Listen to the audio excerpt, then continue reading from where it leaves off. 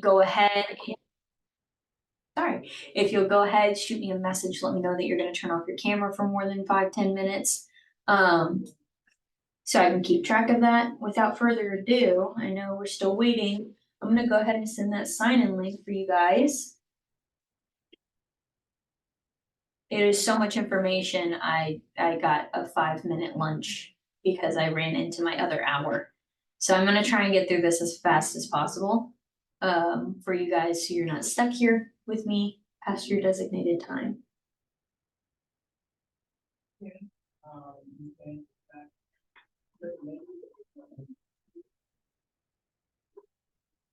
Is anyone having a hard time signing in?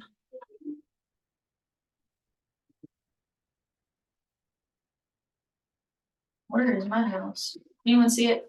Here we go. Alright, there it is. Alright, cool, that's fine, go get it. If you have an electronic E6B, beautiful, makes life so easy. If you have not invested in one yet, I highly recommend it. I know a few of my buddies, we were just talking out there about the E6B, and they told me, they were like, yeah, I had a DPE in the plane that looked at me and was like, don't do that, don't use that, I don't trust your numbers, just by you trying to fly a plane and looking at that. If you have them already electronically, I'd rather you have that, don't give me bad numbers, give me good numbers. So it's mixed in the aviation community, whether you should be using electronic one or a paper one. It's gonna be up to the DPE. Alright, so today we're gonna talk about flight instruments. This lesson outline is flight instruments, pitot-static system, vacuum system, and an electronic flight display. This is the 6-pack. How many of you guys are 6-packs? I think I got a few in here. Anyone G1000? Alright, sweet. Anyone G500? Sweet. Alright, so we got our 6-pack, our airspeed, our attitude, our altimeter, turn coordinator, heading, and our VSI. We're gonna dig into these, okay? Alright, so this is the glass cockpit. We've got our airspeed indicator here. We've got our artificial horizon here for our attitude indicator. Alright, we've got our turn coordinator, our vertical speed indicator, and our altimeter here, along with our heading indicator right here. Alright, do we have any questions about that? How it's laid out? There's also a picture of it in your Cessna supplement as well. Alright, so next we're gonna talk about the airspeed indicator and what it tells us. This is gonna tell us our indicated airspeed. This is what's shown to us. We have our true airspeed down here, which will be located in this little box. We also have what we're trending. If we're trending in upwards, meaning that we're gaining more airspeed, the trend is gonna go up. If we're trending down, this is gonna go down. This is on a G1000.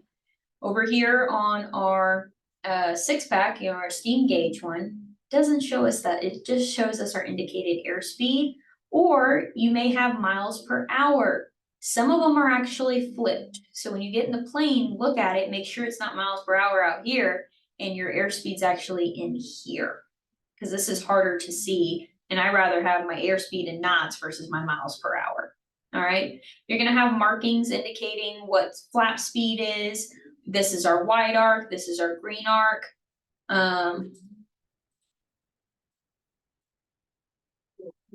We're gonna have, different indications on our airspeed indicator. Alright, then we have our attitude indicator, it tells us our pitch attitude and displays the degree of bank. So when our airplane is pitching up or down, we're gonna see this move on our artificial horizon. When we're banked, there's 10 degrees indicated, 20, 30, 45, and 60. This is important because we need to know how much we're banked in those maneuvers that we were talking about yesterday, right? How are you gonna know that you're banked 45? Well, you check on the inside and you make sure that you're banked 45 degrees that way. Same goes over here for the electronic flight display. Your entire PFD is the attitude indicator. Alright, the altimeter. So on the G1000, it'll be located on the right side of the screen. It's gonna show what you're indicating for your altitude, your trend. You can also This little blue thing right here is for you to bug in altitude. That's what's really cool about the G1000. If you like get told, hey, can you keep an altitude of 1200 for me, you can go in, put 1200 right there and bug it so you know. All right, it shows your trend, and it also shows you what your altimeter setting is. This is what we get in our ATIS. All right, you can look over here for, this is the 6-pack one. All right, so the smallest pointer is in thousands of feet. The medium one is in hundreds of feet, and this long one is in 10,000s of feet. All right, anybody confused on that? All right, perfect. Let me give you my laser. All right, anyways, so we've got our heading indicator. Nice thing about the G1000s is it tells you what your heading bug is. So right now, in this example, they have the heading bugged for 188. Their heading is 327. But because there's wind to take into consideration, that's how they're getting a course. We'll talk about that later. But this is your wind diamond. The G1000 is smart enough to actually tell you where the winds are coming from. That's pretty cool. So it's going to be on top. So if you're tracking a course, the wind diamond is going to want to be on top. So even if it says, hey, our heading needs to be 327, you want your heading on the wind diamond to keep your course. It'll change as you move, okay? We'll talk way more about that when we get into G1000s, but that's just for you to understand why this is same course. Then we have our heading indicator. This has a lot of precession, and it has to be aligned with the magnetic compass in our cockpit. We will have to look up, make sure there's not that much precession, make changes as necessary, okay? Then we have the vertical speed indicator, all right? That's this little guy right here. All right, so it's gonna initiate, it's gonna show our rate of climb or descent in our trend and rate information. It's gonna tell us, hey, you're going down negative 1,450 feet. This is per minute. All right, the VSI rates per minute. It says it right here, thousands of feet per minute. All right, so either it's trending down or it's trending upwards. All right, it has a lag in it, and it takes about 6 to 9 seconds to stabilize. You're like, why does it have a lag? We're going to talk about that in the actual casing of the instrument. Next, we have a turn coordinator. So this is a turn coordinator. This is what you'll see in a 6-pack. This is our plane, and this is kind of how we would say is the slip skid indicator. All right, so when your instructor's like, hey, step on the ball, she means you are not coordinated. Put this ball in the middle. Goes right, add right, goes left, add left. All right, this nick mark right here indicates a standard rate of turn, which is 3 degrees. It's a 3 degrees turn. So if your instructor goes, give me a standard rate turn to the left, you would tilt the plane until this wingtip is now aligned with this. That is standard rate. All right, same thing over here. We've got our turn rate indicator. All right, you're also going to see the trend of it. The magenta line is going to pull out. You want it to be right here at the second tick mark. That is standard rate turn in a G1000. All right, and then you have your slip skid, which is located up here. All right, this is going to tell you if you need to, it's going to move just like the ball would, but we say step on the bar when you're in a G1000 instead of step on the ball, because you don't have a ball, you've got this bar. It'll move left and right when you're uncoordinated. Make sure you want to keep it underneath the triangle. All right, so recap. All of our instruments, this is a great photo to have. If you don't have it, take the picture of it. It's fantastic to understand how it's laid out, a 6-pack versus a G1000. I'll give you guys just a second.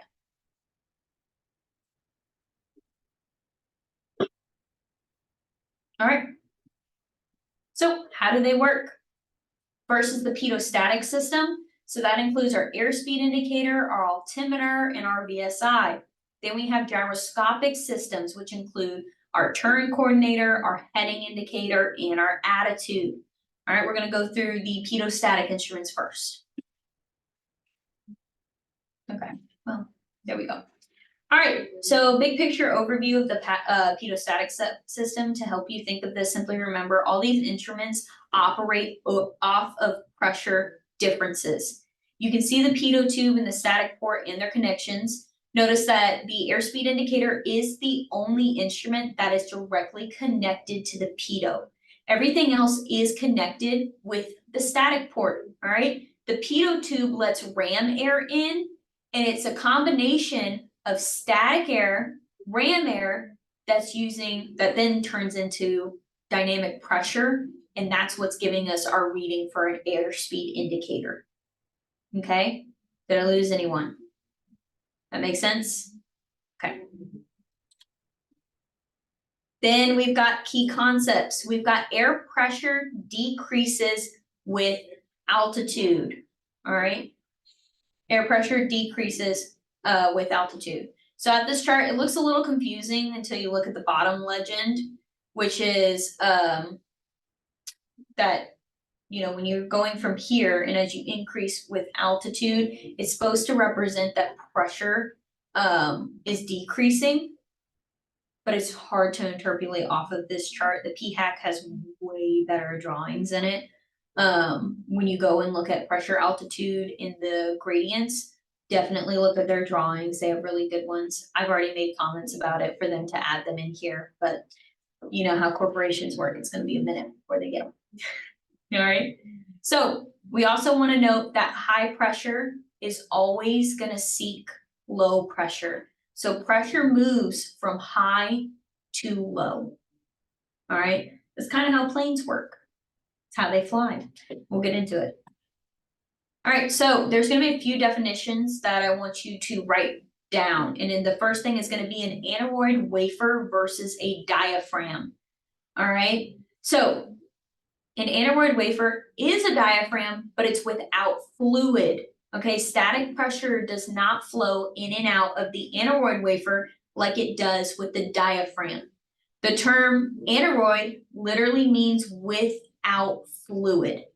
Both have the ability to expand and contract in response to pressure changes and their differences, and they're connected to gears and linkages, which are connected to the needle.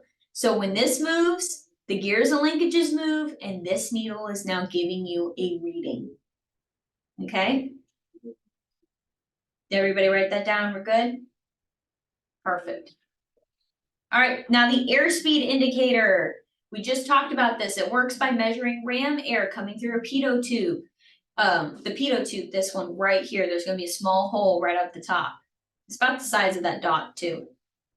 All right, so ram air is a combination of moving dynamic air and still static air. Go ahead. Hey, so quick question. Can you go back to the slide, please? One more. Okay, so you see how high pressure moves to low pressure?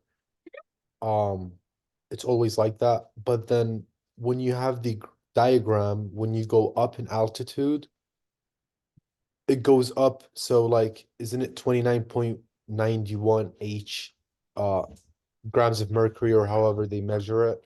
But why as you go up in altitude that decreases? Do you know what I'm talking about? Yeah, because air pressure decreases with altitude. So when you have a decrease in air pressure, well, I'm sorry, when you increase your altitude, all that air pressure is gonna decrease over time. And the altimeter setting you're talking about is 299 or 2. That's Right. standard atmospheric pressure. So it's talking about like, that's like your baseline. They took the baseline, you'll get an altimeter setting, and it takes that altimeter setting when you put it in your actual altimeter in the Colesman window, which is, does it give me the Colesman window? This little window right here is the Colesman window. And it takes it and it'll move your altimeter setting accordingly for that pressure Okay, Did that- but Go ahead. it's so confusing because there was a test, there was a test question that basically said the opposite, or like as you move up in altitude, the number supposed to increase, right? Or is supposed to decrease. That number, the 29.91 or 29.92, that's the standard. So as you move up in altitude, should that number increase or decrease? That number is gonna decrease as you're moving up. Decrease, okay. Yeah, it's gonna decrease as you're moving up. So like for instance, here at Craig, we're service. We're here, we're at as low as you could get. And when we get our altimeter settings, they're normally 3, 0, and a bunch of other numbers. Because we're at the bottom here. We can't go any lower essentially. I think our airport elevation is like 41 feet. If you're somewhere up north, your airport elevation is gonna be higher and you guys might actually get a lower altimeter setting than 29 or 9 or 2. Has anybody had that yet? Yeah? Okay. Anyone? No? I'm getting like yes and I'm getting no at the same time. But it would depend on it kind of depends on the temperature and weather and everything outside and how close, how far the molecules are in the air. And I know the higher up you go, they're gonna expand. The closer you are, they're gonna decrease. Got So it. that's kind Okay. of, yeah. Did I answer your question? Yeah, because I live in Las Vegas and we have a lot of mountains here, so I'm guessing like when I start in the airplane and then input my setting there, I think it's got to be a little bit lower than the 29, right? I'm guessing. It'll kind of vary throughout the day because it really does depend on weather, if it's cold, if it's hot. Uh, Like a lot of those things will go into consideration. You can actually, let's see what the altimeter setting is in Vegas right now. Okay, let me.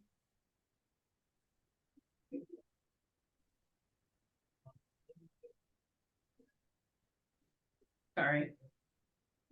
You know the airport code for it? I can't think of it. KLAS. LAS, that's right. Thank you.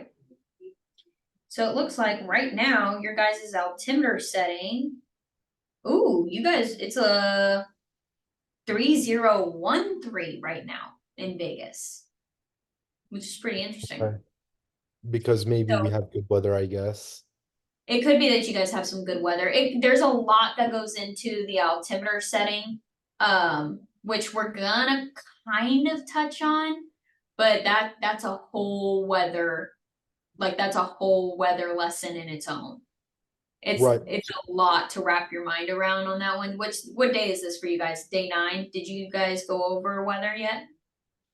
We kind of did. So it's my last day here, but the reason I was asking that question is because on the test there was a very confusing question that like kind of stated the opposite. Like I already know air pressure decreases as altitude increases. So as we move up in the airplane, that number should go down, but it was like the whole opposite. And then like that really threw me off. And I was like, I'm gonna ask that question, tomorrow. Yeah. But Do yeah. me a favor, keep that question. And we have so much to go through that at the end, I'm happy to stay a little later and we'll go over that question where I can actually have you send me a picture in the chat. We'll talk about it and we'll really go over it. But I don't want to move away from this just because I've got 178 slides to go through with you guys today. Oh, go ahead. Let's go.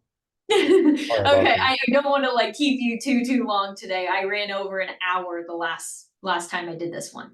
So I don't want to do that to you guys. I'm gonna keep on track. Did someone else have a question for me? Go ahead. Yeah, I was just gonna ask if we are gonna need to memorize the density altitude equation for like instances like that. Yes, you Okay. are. I'm gonna give you the equation here in a minute. We're gonna jump into that, but that's a little ahead. I'm a little behind, so I'm gonna rock and roll with it. Sorry about that. No, you're totally fine. You're totally fine. It's my own fault. All right. Sorry, there's gonna be like not funny jokes today. It's all business today. All right. So we got down to RAM air is what we talked about. So the static port. All right, this right here, the static port allows static undisturbed air from the casing of the instrument, which cancels out the static portion of RAM air. So what does all that mean? Ram air comes in through this diaphragm. There's static air sitting in this instrument already. And when this ram air is pushing and it's telling the static air, hey, I'm taking this space essentially, the linkages start moving, and that's how we're getting a reading on our airspeed. Okay? Does that make sense? Do I still have everybody? And whether it's expanding or coming in, go ahead, Robert. So for ram air, is that only for the airspeed indicator and then everything else is with static air? Yep. Perfect, thank you. So static, that ram air and static and that slow moving static air is what's giving you dynamic pressure. That's basically what the altimeter runs off of, is dynamic pressure. Okay. Did you have another question? Oh, I thought I heard somebody. Okay. Moving on, the altimeter, how it works. So air density decreases with altitude. All right. The aneroid is calibrated to 2992, and the casing receives static air from this static port. So this is holding 2992. Static air is coming in and trying to take over some of that room. All right, that's why when it's normally set, the airplane's set to 2992. When you change it, it makes what's necessary for the changes, okay? So as pressure increases or decreases as a response to altitude and air density changes, the aneroid wafers inside the instrument expand and contract using this mechanical arm down here. Everyone see that mechanical arm? All right, to move the needles on the face of our altimeter. We talked about the 3 arms on said altimeter, all right? That's where the Colesman window comes in, where we get our ATIS information and change the barometric scale, which is this barometric scale, via a little nozzle. There's also one for the G1000. It's just called an FMS button, and you just turn it.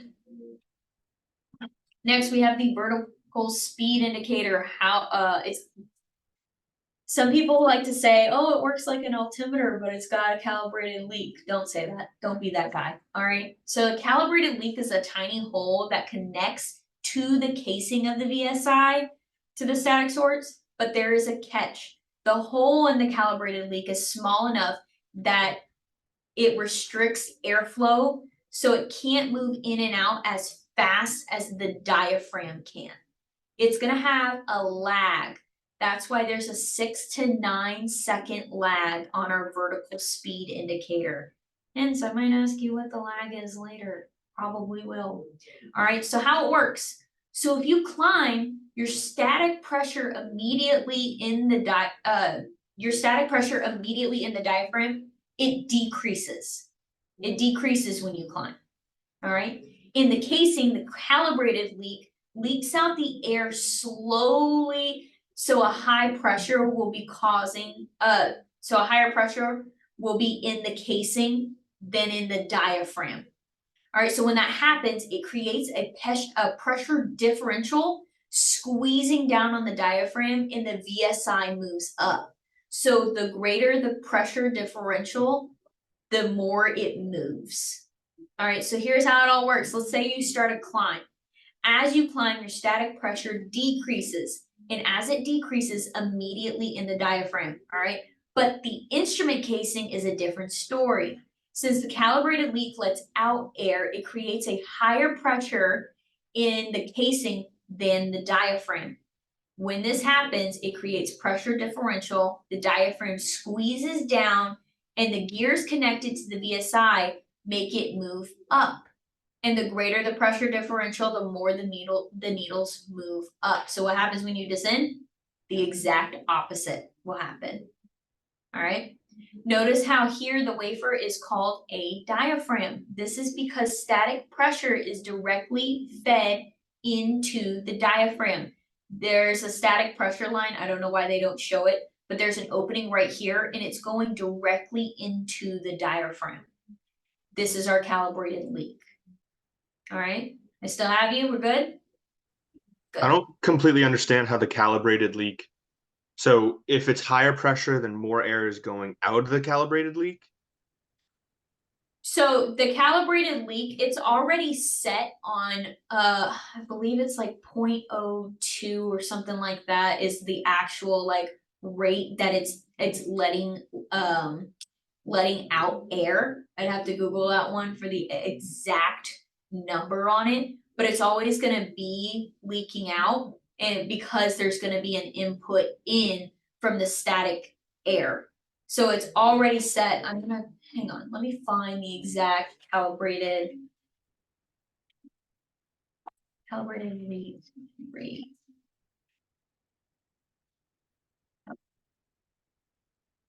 So it's 0.04 is the rate of the leak. That's all it gives us. I think it's like in PSI, 0.04 in PSI is the calibrated leak rate. You're not gonna need to know that. But it's just something, since, you know, you asked me how the calibrated leak works, that's really how it works. It's already set to how much air is gonna kind of come out. But it is gonna have to, it like will move different on how much static air is coming in. So if you're in a climb, for instance, it's gonna this is gonna expand. If you're in a descent, this is gonna compress. And it's gonna be noted on your VSI. But because we've got that calibrated leak, there's the lag that happens. All right, Jacob, did that make sense? Yeah, thank you. Okay, I can't see are you on a different device? Yeah, I sent you a message about it. Okay, all right, I just didn't know where your face was. I like to look at your guys' face, cause then I know if I lost you or not. Wave your hand, I can't find you. Where are you? Where are you? Somebody point them out to me. Can you like raise your like little digital hand? No? Okay. Well, that's fine. Okay. Oh, thank you. Okay. Gotcha. All right, so gyroscopic, oh, go ahead, Caitlin. So the static air comes in through that little port thing that goes directly into the diaphragm. And so after Yes. it comes out of the diaphragm, does it go into the chamber compartment and then leaks out through the calibrated leak? Like, how does that? Right, so the air is coming in, you see how all of this is interconnected? So it's taking in that static air and it's filling in the diaphragm. And then whenever it's done with the diaphragm is compressing, it's in here now, it's now moved in here, and the calibrated leak is now pushing it out. Okay, so there are like holes where Yeah, air can it's come like, out of the diaphragm. I don't know the exact workings of that portion right in here, cause I've never been able to actually take it apart. But I know that the static pressure is now in here, which gets pushed out through the calibrated leak. That's Got what it. makes it the lag. Got it. Okay, thank you. Alright, so gyroscopic instruments, here's an overview of our vacuum pump. Alright, are they electrically or engine driven vacuum pumps, guys? Anyone? Someone? Please don't make me call on people, I don't like doing that. Joshua, I'm gonna pick on you. I'm gonna say engine driven. They are engine driven, very good. So vacuum air, we get our air that comes through this filter. And then we get air that comes through the filter to the attitude indicator and our suction gauge. We have a suction gauge on the aircraft. All right, you're gonna see this when you get in there. It's gonna your checklist is gonna say, is the suction gauge positive? And you're gonna go yes. If it's not, we've got probably a bird in our air filter. Not really, but there's a blockage, needs to be adjusted, needs to be fixed. All right, so that air will come through, goes through our vacuum pump, and then we've got vent lines. If you look underneath where your feet go, you can actually kind of see underneath in the cowling area where these vent lines are. The really nice thing is, anyone at a maintenance center for their, like, do they have like a low maintenance for ATP? Yeah, If they do, definitely go in there and ask them to show you the inner workings. They are so happy to. It makes them super excited. They did not go to college for 4 years to just not show off their skills. Ask them about it. They will show you the plane taken apart, show you everything you could possibly want to know about that aircraft. And it's really helpful when a DPE was like, "Are you sure?" And you're like, "Do you want to go against a DPE and your mechanic who's been doing this for 35 years?" I would be like, I went and talked to the mechanic on that one. It's happened to me before and my DPE has gotten scolded. So, I mean, is it wise to do on your check ride? No, but I knew I was right. All right, so next we have gyroscopes. So their gyroscopes work on two different, I guess you could say, features about them. So these are rigidity in space and precession. So precession is going to be our rate indicators, such as turn indicators and turn coordinators. Precession is the tilting or turning of a gyro in response to a deflected force. The action of this force does not occur at the point of which it was applied, but it occurs at the point that is 90 degrees later in the direction of a rotation. What does all that mean? If you guys take a spinning disc and you drop a marble on it, it's not just going to roll off right there. It's a spinning disc. The marble's going to roll off 90 degrees later and still kind of have a curve to it in the direction of the turn. That's precession. That's an example of one. If you Google an example of precession, that's what's going to show up. Go ahead, Lauren. So, you know, they have like these like plastic balls that have like a maze through it and then a ball that runs through it. Have you seen those before? It's like a little maze thing that has like a little marble inside of it and you run it on a track and you turn the ball so it like rotates. Is it kind of like that? I don't know what you're talking about. I've never seen it, so I can't say yes. Okay. I would say, oh, okay. Here's a better one. Here's one that you guys know. You know those little spinning rides at like kids' playgrounds where if you spin them really fast, the kids are like holding on for dear life. All right. Or you've ever seen those people that hold on to that thing and it starts spinning them around. All right. Well, then they end up letting go of it and they start flying in the direction of the turn. They were on precession. They were working on the principle of precession. It's really cool now when you see the kids flying off the playground because you decided to go watch those videos for happiness and joy, you psychopath. Now you know that the kids were flying in with precession. All right. Next is rigidity. So rigidity in space. She is the queen bee. The whole world is moving around her. All right. So that would mean that this is staying completely still. Our airplane is moving around it. That is a wild conception. So I just think of it as, because the attitude indicator works on rigidity in space. She's the queen bee. She's got all the attitude in the world. The world revolves around her. That's how I think of it. That's how I remember the attitude indicator works on rigidity in space. All right. So everything else is moving around her. She stays still. All right. Anybody married? Yeah. Some of you guys are laughing. Yeah. Who's this remind you of? All right. And the world revolves around her. Yeah, maybe. No one's laughing. You're smart men. All right. Now we're discussing the heading indicator. All right. Lauren, I have no idea what that is, but that terrifies me. Thank you. I have a new nightmare. Guys, she just sent me something that looks like a torture device. You're on my watch list. Now, the heading indicator is fundamentally and mechanically instrument designed to facilitate the use of our magnetic compass. All right. It uses rigidity in space. Yes.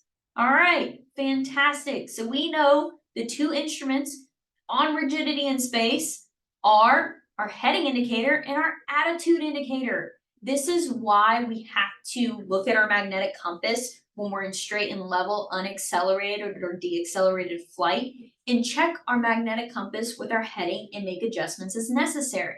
That's why we do that. Next is the turn coordinator. Our turn coordinator works off of precession. All right. Talked about that one too. All right. So turn coordinators actually have two different types. You've got your turn and slip indicator and you've got your turn coordinator. You will be saying a turn coordinator if you're using a 6-pack. All right. Because these only give us rate of turn. Meanwhile, our turn coordinator gives us a roll of rate and then rate of turn. That's why we have the little airplane. We can see our roll rate. That's why we said 3 degrees per second. And then we can see that quality of the turn, if we need to step on the ball or not. All right, that's why we use a turn coordinator. I don't like the turn and slip skid indicator. It doesn't make sense to me. It doesn't give me everything I need. I need this one. Okay, I'm having too much fun with my laser. All right, the attitude indicator. Rigidity in space. That's how it works. All right, so operates rigidity in space. You don't need to know that it's a double Kimball and that it's caged. If you say that to your DPE, he's gonna look at you and be like, fantastic, bring me up the specs on that. And you're gonna go, the what? And he goes, the specs, and you're like, I need a mechanic. Don't bring it up. You just tell him it operates on rigidity in space. We talked about how the pressure already works in it, and that's all he wants you to know. We're giving you way more information right now than what you really need, but this is what you need to know about the attitude indicator, all right? Then we have our magnetic compass, all right? It's located, even, do you guys know, actually, let's say this. How many people think that these commercial airliners are required to have compasses in their planes? Chris says yes. How many of you guys think no? They don't need one. Nobody. Okay, because we're all really smart. Yes, they all, sorry, Sam, they all need one. You're still required in the cockpit of an A320 to have a magnetic compass. It still needs to be there. And guess what else is going to be with our magnetic compass? Because they have deviations. A deviation card. Wowza! Would you look at that? You learned something today. Oh, I'm so glad I didn't click the next side because I would have given you the answer. All right, so what about electronic displays? Why do they have one? Well, they actually will work off of a magnetometer. Your magnetometer is located on your left wing. All right. So these are, we're going to talk about air data computers and like AHR. Go ahead, Sam. Are we still going to be tested by our DPE on the actual hardware, even if our plane functions off electronic equipment? I actually, our location only used 6-packs. I've never had a location, like I didn't go and train in a G1000. I'm trained in it now, but I didn't take a check ride in one. So, Are check rides done with the ATP planes, or are they done with like a different plane? Nope, an ATP aircraft. And Okay. I'm not saying ATP has their own DPEs, but ATP uses the same DPEs. Okay. We don't have any DPEs. Yep, okay. We're telepathic right now, same. I'm liking this. All right. Next, we're going to talk about magnetometer and OAT probes. If you're a 6-pack, you're not going to have it. But I will send you guys this link right here. That way, everyone in the meeting, not just Jacob. Oh, sorry. I gotta copy the whole link.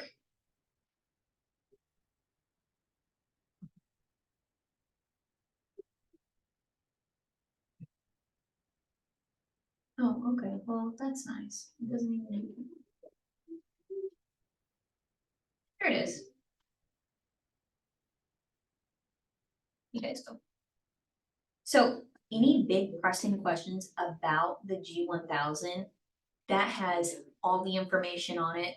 Anyone know how to search a document? Is it what, F and something for like searching key terms? Control F. Control F. Click Control F on that document, and whatever major things that you are trying to find, you can do that on that document. I am not technically inclined. I'm an old lady at heart. Please don't tell me I look old, I might cry. All right, so go ahead. Is the PTOT or is that, am I saying that right? P-hack? PHAC tube. Is that part of pre-check flight as well, right? What do you mean a pre-check flight? Before we take off, we have a checklist. Do we check that as well? Do we not? The P-hack is for like learning information. The POH are things that you would look at for, any performance calculations or anything. It's also gonna have any information about your G1000 that your aircraft might have as well. So it's gonna be kind of a mixture of things, but your P-hack is for your study. Talking he about talking- pitot tube. Yeah, Oh, PTOT he tube. My is? bad. Yeah. Oh, okay, my Yeah. bad. Yeah, so he's talking about the pitot tube. So, yes, you still have a pitot tube on G1000s. You're still getting that, but that information's going through what we're about to talk about, which is an air data computer. Okay, cool. Sounds good. Thank you. Okay. Sorry, no, you're totally fine. My bad. Yes, so you still have that equipment. It's just going through an air data computer. And that air data computer is taking all that information it's getting and putting it on your primary flight display. All right, you've got two. You've got one air data computer and the second air data computer. There is a total breakdown if you want to get into the nitty-gritty of it in the POH. If you really are interested in it, open up that POH. It'll give you everything you want to know about it. But just for intensive purposes, know that it uses outside air temperature, the pitot tube, and static port for its information. All right, that's a big takeaway here if you wanted to write that. Or if you have it highlighted on your deck of cards. All right.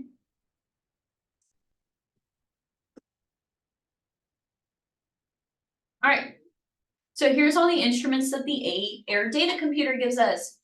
Our airspeed indicator, our altimeter, and our VSI.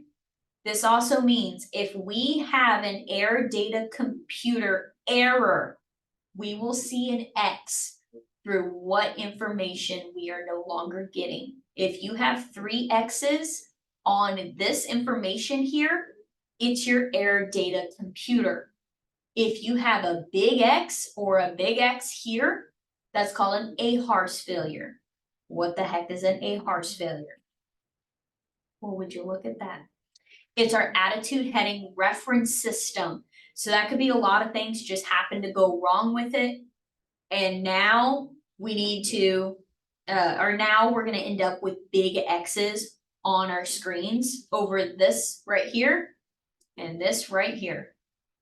It's gonna show us, yep. So that can mean that our turn coordinator, we lost our attitude and we lost our heading. I don't know about you, but I wouldn't want to fly a plane without that information. Personal preference, but kudos to you. It's also in 8 Tomato Flames. You guys are familiar with that. 91-205. Yes, you'll get to the point where you're able to just spit out regs. Go ahead. So is it possible to lose one at a time, or do you lose all 3 instantly? I have never heard anyone just losing the one, but it could be possible that you have just one failure, but then this is how you identify what has failed. I've only ever seen it to where all 3 of them failed, but if it was to be individual, you would know right away, okay, if it's here, if it's in the middle, that's an AHRS failure. Something's wrong with my AHRS. If it's over here, that's an air data computer failure. Something's wrong with my air data computer. Even if one of them's failed, don't take the plane. Squawk it. Tell your instructor, squawk it. All right, so overview simplified. Here's the recap. All right. The magnetometer provides data to the AHRS. All right, and then our temperature probe is also giving data to our computer, and that goes directly to our flight display on what we see. Okay, very, very simple. That's all you need to know. All right, do I have any questions about that? Perfect.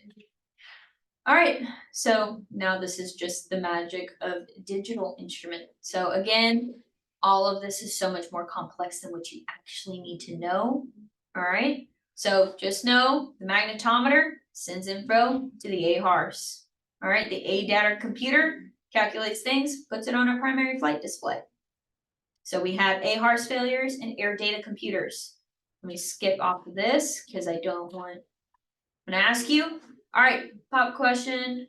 What would we? What kind of failure is our airspeed indicator?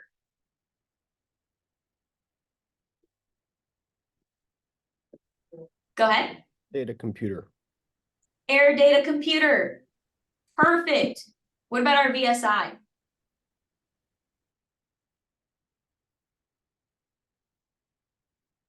Someone, just unmute yourself. Someone. VSI. It's the same one. Yes, it is. Sorry, that was kind of a trick question. I'm a little mean. But yes, it is. All right. Do we have any big questions for me after this? What does AHRS stand for? Oh, it was right here so you guys can write it. Sorry, give me 1 second. I went a little fast, didn't I? No, I went too fast now. There it is. Attitude heading reference system. So if you guys want to write that.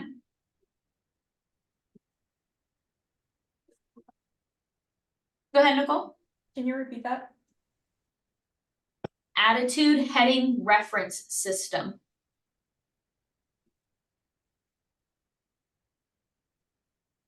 Thank you. No problem.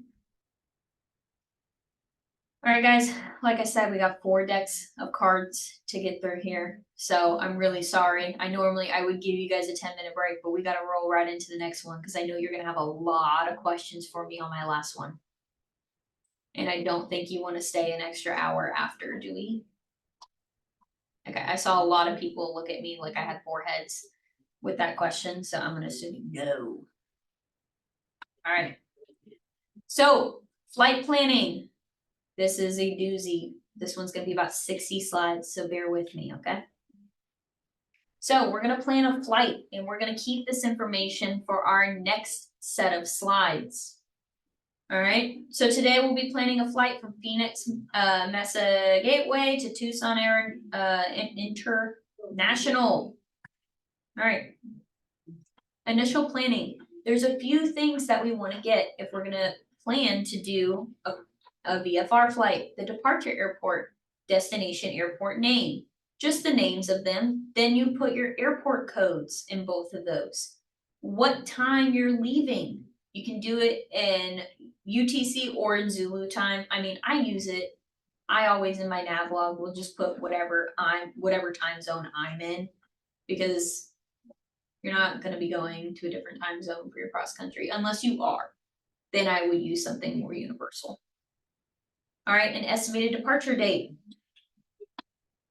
So we're gonna use 1600 UTC, so that would be 9 a.m. local time, and the estimated departure is tomorrow. All right, then we wanna put in the aircraft's number, and we wanna do a straight line distance. We're either gonna use ForeFlight or a plotter for this. Remember that if it's less than 48 gallons, your flight can only be 2 hours and 30 minutes. If it's more than 48 gallons, your flight can be 3 hours and 30 minutes before you need to stop for fuel, assuming you are full. Yes, Sam? Are we gonna learn to use the plotter today? Yeah, we're gonna go over how the plotter works. That's what this slide's for. Yep. All right, so fuel requirements.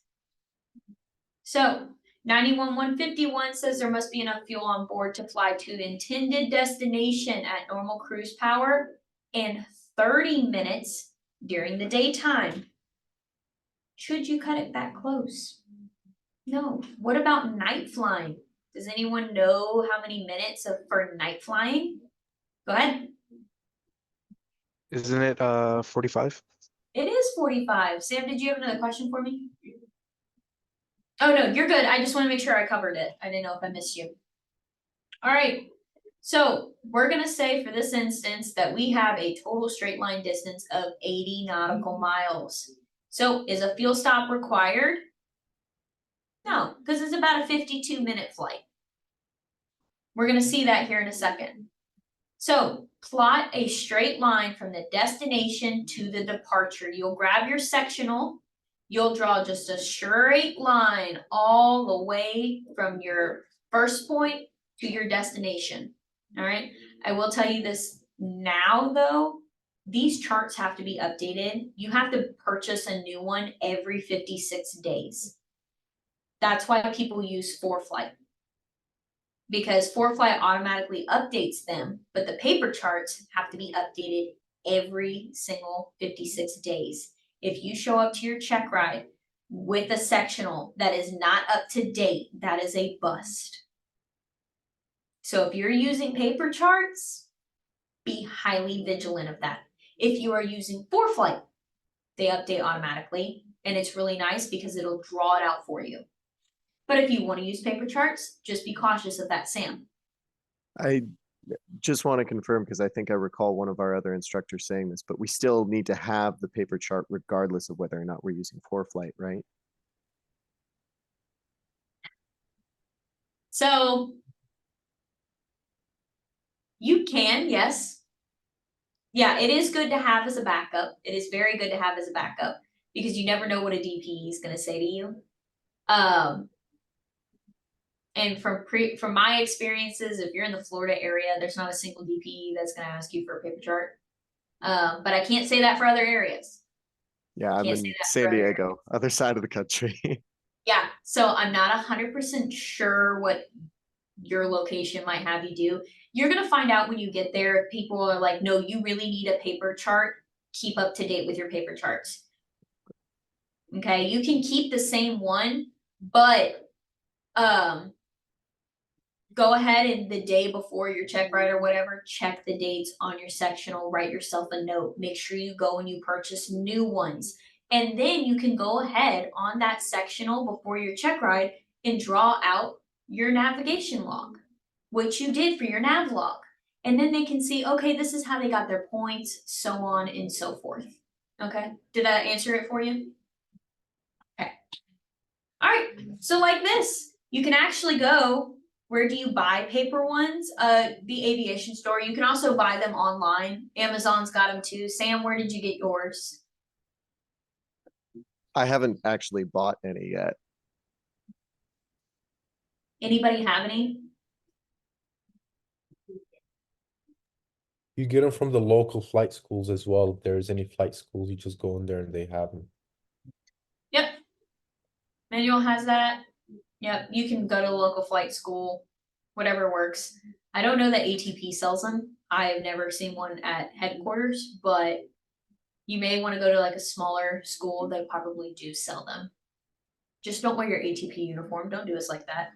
My Pilot Store, Amazon. Yeah, VFR sectionals, you'll find them everywhere on there. All right. But for this purpose, plugging it into ForeFlight. If you have ForeFlight, you are welcome to open it up and plug and chug along as we do this. If you don't, no big deal. Don't purchase it until you start. Because if not, you have to re-up your subscription sooner. Save yourself some money. Just wait until you start flight training, because some of you guys aren't starting until like June, July. And you're probably not even going to touch the navlog portion of this until October. So it's up to you, your discretion. The private pilot is probably the longest portion of your time at ATP. So kind of talk with your instructor on when you should purchase it and they'll let you know. All right, but we typed in the 2 airport codes that we wanted to use. We got 80 nautical miles. It's going to take us 52 minutes. We're going to burn 10.4 gallons of fuel. And the winds at this rate are going to be 2 knots of a headwind.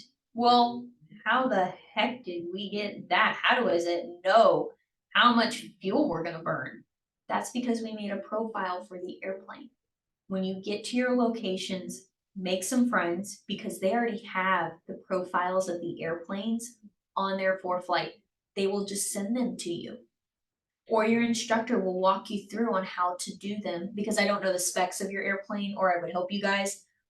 And I don't know, what the aircraft says and all of that, but they're gonna walk you through how to make profiles on the airplanes.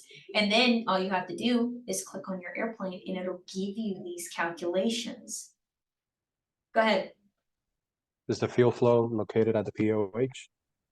It is. We're gonna look at one, but the only problem with it, I just went through this with the last class. The only problem with it is that they used a Cessna, and then the answer on the next page is from they used an Archer or a Cessna. They use different planes essentially. They like show you how to do it on one, but use the numbers from a different plane. So you're like, how did we get those numbers? I'm gonna point it out to you guys. I asked them today, I was like, can we change this? And they're like, oh, there's a process. I was like, well, these kids are gonna look at me and I'm gonna look at them and I'm just gonna cross my eyes and pretend, I don't know. Like, and they told me that's what happened, is whoever was doing the PowerPoint made calculations for said plane, used a different plane, and then showed you said plane again. So, I'm gonna like do it the right way though, and we'll get right calculations for you guys. So we'll do it that way. All right. So developing the route. At first glance, we wanna look at airspace. What kind of airspaces are we in? Other airports. How many airports are gonna be along our route? Do we have an alternate? If there is an issue, if we need to stop for fuel, is there fuel around us?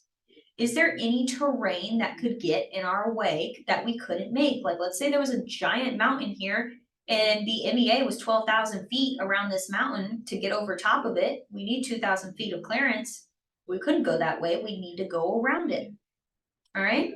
Highways and roads, are there any visual points that we could use since we're flying VFR? Right here, you can see there's power lines right here. We can mark those power lines as a visual point for ourselves. All right. Are there any bodies of water? Are there any big highways? I kid you not, on my private pilot ride, I literally used a lagoon and I went big lagoon on my nav log. And he looked at it and he went, big lagoon, huh? And I was like, yes, sir. We went out there. He goes, sure enough, that's a big lagoon. I said, it is a big lagoon. He didn't mark me for it. He was like, all right, a big lagoon's a big lagoon. All right. So survey our route. Most of the time we can't simply go direct and call it a day. We have to look out for various hazards to avoid as well as landmarks. Who would want to fly through this space right here? No one. No one? You didn't want to get a phone number? No? I promise they're not asking you to dinner on Friday night. I promise you that. But you get a phone number. This is why we have to navigate around things. Make sure we're not flying over any reserves or anything. Make sure that we're fine in our airspace. So we look at sectionals to understand. That's what I like about ForeFlight, is because you can zoom in and then click terrain mode and see what the heck is out there. And then you'll find out, oh, there's a small pond out there. It's a man-made one. So it isn't uploaded on the paper sectional. Oh, okay. Pilot deviation, copy when you're ready. Are you giving me a pilot deviation right now, dog? I'll kick you out of class. Who was that? All right. All right, so survey of the route. This is where we ask ourselves, is the terrain suitable for an off-airport emergency landing? What if we can't make it to the airport? Is there gonna be somewhere else we can land that's safe for us? If we're flying over the mountain, we lose our engine over the mountain, where do you think we're landing? Not somewhere very comfortable, I'll tell you that much. All right, chapter 18 in the PHAC, give her a read. There is legit an operation on how to land in trees. They tell you to look for big fluffy ones and hold on for dear life. What Doesn't chapter? say Chapter 18 in PHAT. It's somewhere in there. It's about emergency landings.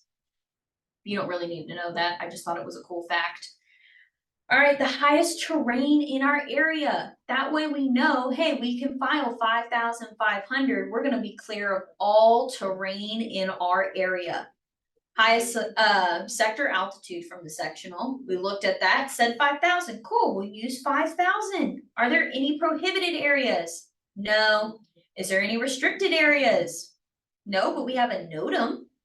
All right. There's something, there's a note amount from surface to 10,000 feet. We need to read, was it severe turbulence from surface to 10,000 feet? Was there a segment that went out? All right, other special uses. There was a national park on that page. I don't know where it is because I can't zoom in. If someone can zoom in on that and find the national park for me, let me know. It's so blurry on my screen. I think it might be somewhere over here. It's a military training area. Go Anyways. a little bit northeast. There's an area with the little dots around. With the little dots around it. Yeah, close to, next to the restricted area, like by east of the restricted area. Okay, yeah, very good. Is this what it says? I can't read what it says, but I think that's what it is, right? This area? Well, I know that the dots is the reserve area for Yeah, animals and I think wildlife. that says wildlife. So yeah, it's that's something we would want to note, that there is a national park around our area. What kind of airspace are we gonna be around? Well, we're gonna be in a Bravo. We need to make sure that our plane is equipped to go into the Bravo, right? So connecting the dots, good ways like prominent landmarks or lakes, anything that you can see visually is gonna be fantastic. The note that isn't thrown in here, but I would throw in here, is that when you select these points, make sure that you kind of make it to where you're gonna overfly with it on your left. Only reason you do that is so you as the pilot aren't like, oh, here it is, it's over my nose cowling. I don't know if I've passed it yet. I can't see it. And then you're doing this number, and then the plane's turning like this as you're going like this. You don't want to do that with a DPE. Keep it off your left just a little bit so you're like, oh, there's my point. Timer. And that's how we check if our calculations are correct with our timing. All right. See, right here, it actually will give us the coordinates to what point we chose. But on your nav log, you can name it Big Lake. You can name it mother-in-law's house. You can name it whatever you want. All right. Just as long as it makes sense and you can explain to the DPE why you named it that point. Go ahead. Do you do this kind of flight plannings on paper as well? I'm sorry, I lost you. What did you say? Do you do this source of flight planning also in paper, or is it all mostly done in the? No, you the have to forklift? fill out a paper one. We're gonna fill out one together on the last deck of slides. So there's one more after this for some key terms, and then we're gonna get into the official nav log. It is a doozy, guys. One more question. Go ahead. Does the VFR charts have any sorts of waypoints or? No, you're not gonna see all of this on your charts. Does anyone have their sectional one pulled up? Their paper sectional? Yeah, Kyler, do you see any of these, like GPS points?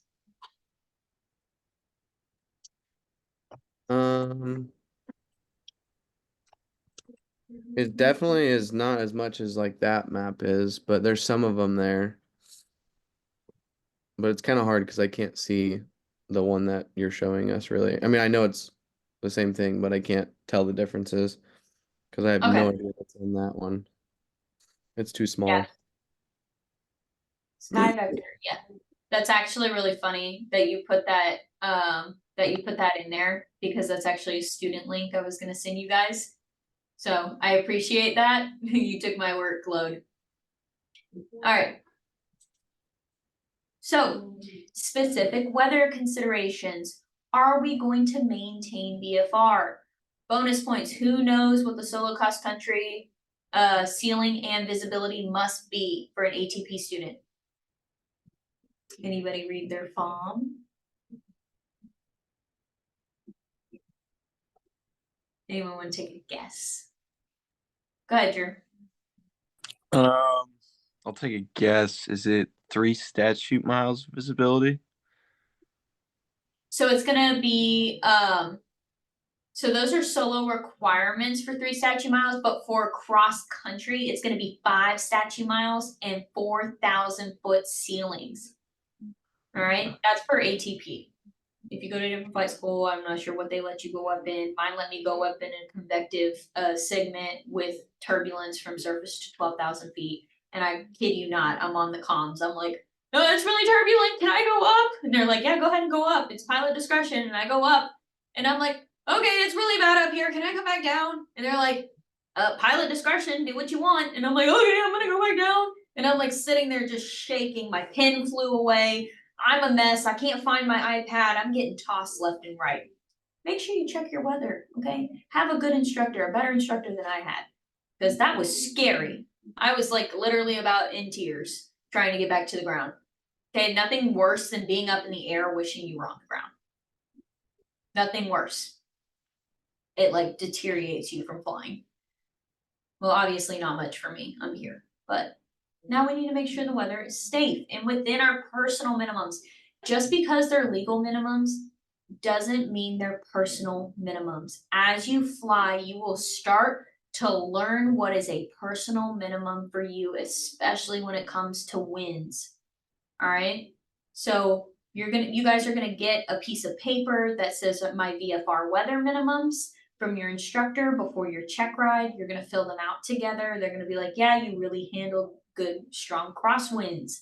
You're gonna go, okay, sounds good. Or you didn't handle really good crosswinds. So we need to review that before you go in for your ride.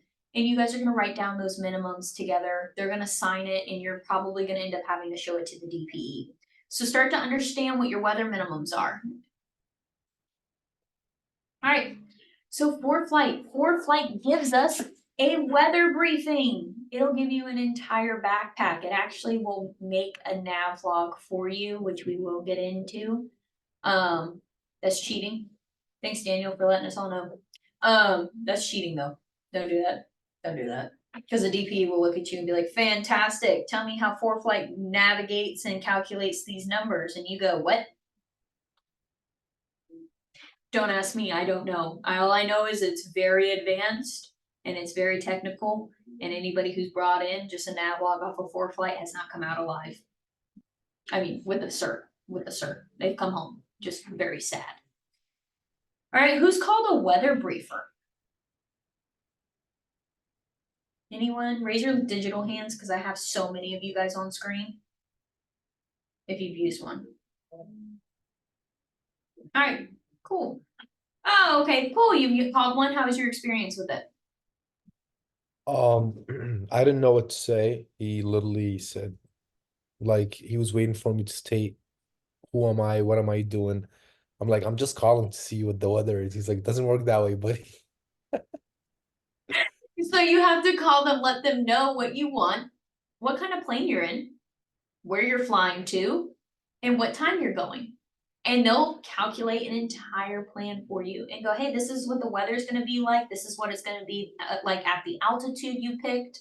This is, you know, any segments or anything that are gonna be active, any TFRs that are gonna be active. They even read you all the NOTAMs that pertain to you. They read you everything. Weather briefers are fantastic. It's a free service. Make the account, use them. If you have a good instructor, they're gonna make you call them. And I hope they do because it is totally worth it. You get more information from that weather briefer than you get from anybody. Anybody. Believe me, I wish I knew about a weather briefer. I would have not gone up on my solo cross country with severe turbulence. All right, so how could I have done better?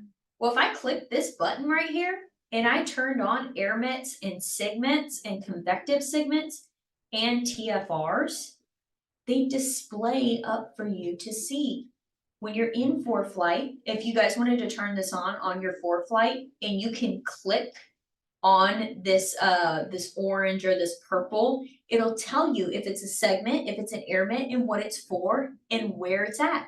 If it's at 12,000 feet and above, really wouldn't be much of a problem for, well, me at least here in Florida. If it's from surface to 12,000 for severe turbulence, guess who's not going on a cross country? And that's gonna be me. I'm gonna stay on the ground. I'm good.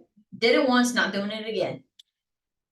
All right, specific weather considerations. Can you maintain VFR the entire route? You're a VFR pilot. You want VFR the entire time. If not, you end up in clouds, and we'll talk about that. Will your destination be VFR? How do we get a projected weather for our destination? Anybody?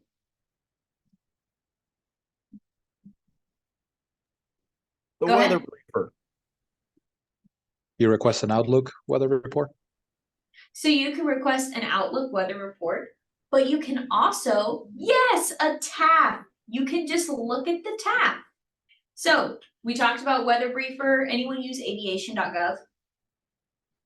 Yeah, cool, cool. I like aviation.gov. It's some really good information. If you tell your DPE that you use aviation.gov, they get so excited, and then they go, okay, show me it. And then you're like, And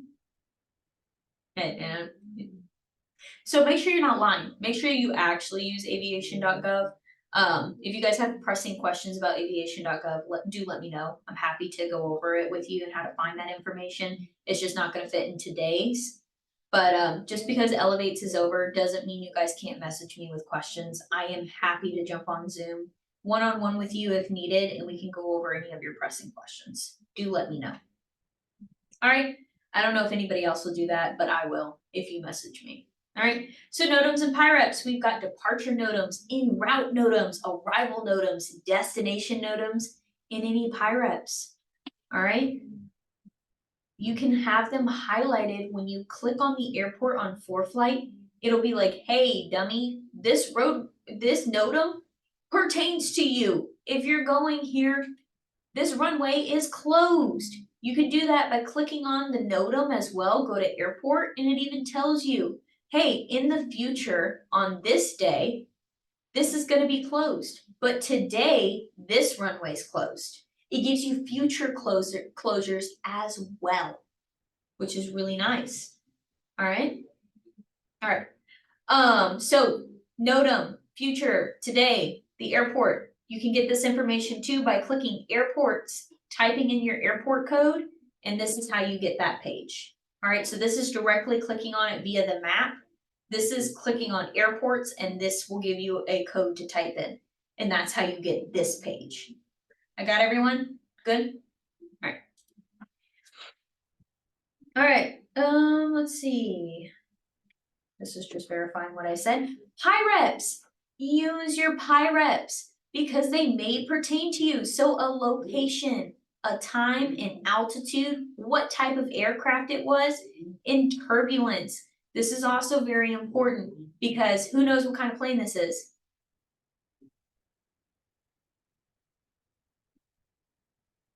Someone can look it up too.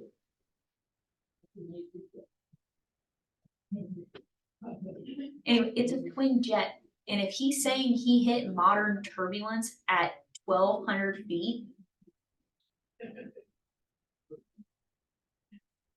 I don't know you, but the boats are rocking. I'm not going and knocking. I'm good. No thanks.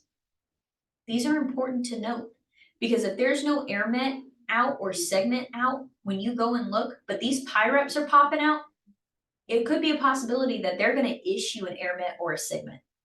Read your PIREPs. Don't fly. Thank you. I'm glad you know, where are you located? I'll come fly with you.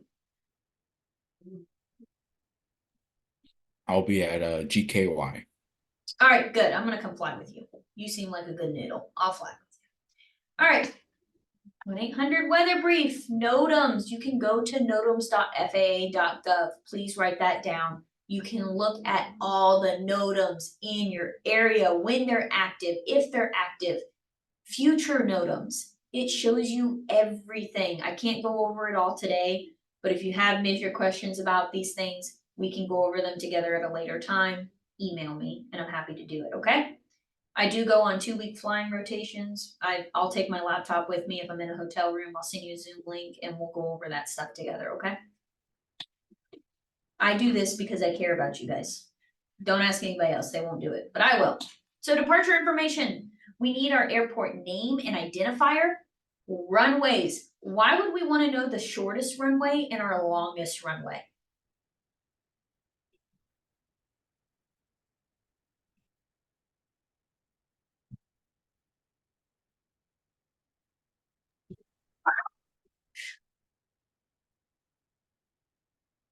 Well, we would want to know, go ahead. The event of wind change and which runway it will be the one available at the time of arrival.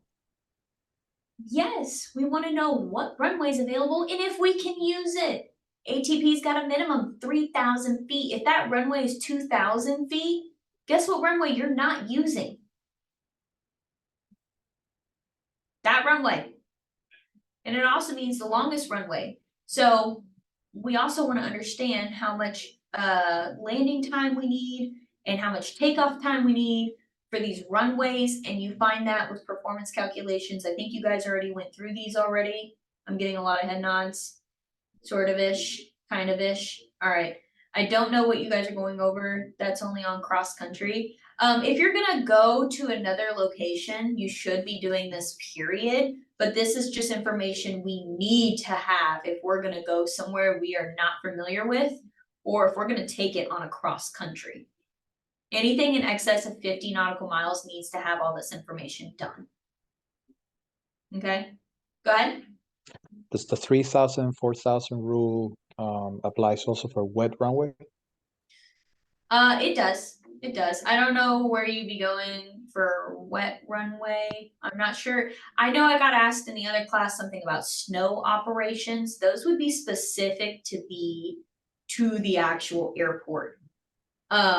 We're in Florida, we don't have that. I know with even wet runways, it doesn't matter, 3,000 feet still. So I'm assuming everywhere else, if the runway's wet, still 3,000 feet. For snow, I don't even know if ATP allows you to take one. So that would be in the supplement based on your location. We just don't get snow, so it's not in ours. But I can find out about that one. No one out there knew, so that's why I didn't get an answer on it. This is where we would get all of this information right here. We would see our elevation, our pattern altitude. We could even see what type of lighting we're gonna have on the runway. ForeFlight is fantastic. It even tells you what runway is gonna have the best winds for your current weather setting. That is like whatever the ATIS is, if you clicked on this and you went to METAR, whatever that weather is indicating is gonna reflect on what runway you should be using. So that's really helpful at untowered airports, because then you can kind of see what direction you should be going. And then you don't have to do all the math in your head when you get your ATIS, just verify it. All right, so we've got our airport identifier name, we've got our runways, gradients, non-standard traffic patterns, if the tower is part-time or 24/7. All right. Oh, they must be in here changing this because this said 24 hours last time. All right, so just showing you again where we got our information from. There it is, 24 hours. I guess they may have just added that slide on accident. So we have field elevation, pattern altitude, and our tower is 24 hours here. What does that mean if our tower is 24 hours? It's not gonna go to an untowered airport at night. That means you're still gonna need to be in communication with them. You can still get your clearance and everything. Okay, they'll be there to talk to you and keep you good company at night. All right, here it is again, runway minimums. You need to know these because you can't land on a runway less than 3,000 feet.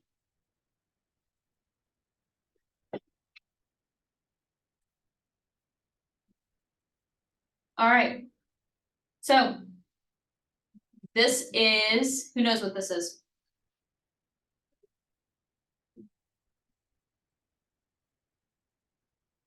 Anyone? Take a whack at it. Go ahead, Kyle. Is it a chart supplement? It is a chart supplement. Well, how would we find that? If we click info, we go down to AFD and click on it, we can get chart supplements. I know you guys have questions about these from the PAR, and if we have time later, I'm happy to go over them. I know the last group stopped me on this, but let's push through, and if you have these ones on deck for questions, I'm happy to go over miscodes with you after this, okay? Just bear with me, we'll get through this and then we'll go over some miscodes with time, okay? Good? All right, sweet. So departure frequencies. Why would we want to fill this out? Just take a guess. I don't care if they're right, wrong. You could tell me SpongeBob and it's So we don't have to agree. be, so we don't have to be looking at the chart supplement the whole time. We just have it there. Yeah. So we have that information on hand. Quick So we're reference. not looking down on our iPad trying to figure out, oh man, what was the ATIS for that? No, we already wrote it. It's down. We're like, oh, ATIS 121.5. Oh, I'm sorry. Don't do that. Don't do that. I'm sorry. That's guard, guys. Haha, that's like squawking 7,500. All right. No, don't do that. But write the information down. And if the ATIS information is on 125.7, ATIS information 125.7, dial in 125.7. You've already got it. You're golden noodle. You don't have to look down at your iPad to try and find the ATIS information. All right, fourth light. You get all that information right here. Tells you your departure, your tower, your ground, where you need to get clearance from in your ATIS. Okay? So all that information went right there. All right, so the TAF, we just talked about TAFs. Make sure you're writing down what the forecasted weather is expected to be. That way you can go, oh, okay, we're gonna be landing runway 32 when I get there. Calculate it out, make sure the runway is long enough for you, and you've done your pre-flight for that. That, and you wanna know what you can set up for when it comes to being on the downwind, what kind of entry you're doing into the traffic pattern, things like that. It just helps you prepare. All right, TAF at departure time. This is what it'll look like. You click weather, click TAF, and it'll show you all the information. All right, a really cool feature that no one showed me is that if you clicked weather and you clicked daily, it actually will show you what the forecasted days are supposed to look like, and they're pretty darn accurate. The MOS is probably, like when it comes to forecasted weather, is probably the most accurate. Like I would use it for check rides because I would click on this, look at like 2 days ahead and be like, what are the winds forecasted to be? So I knew what runway I'd be using, and they were pretty spot on. So that's just a little trick. You don't need to know that, but you know, it's just to help you. All right, again, for flight, 1-800 weather brief, aviationweather.gov.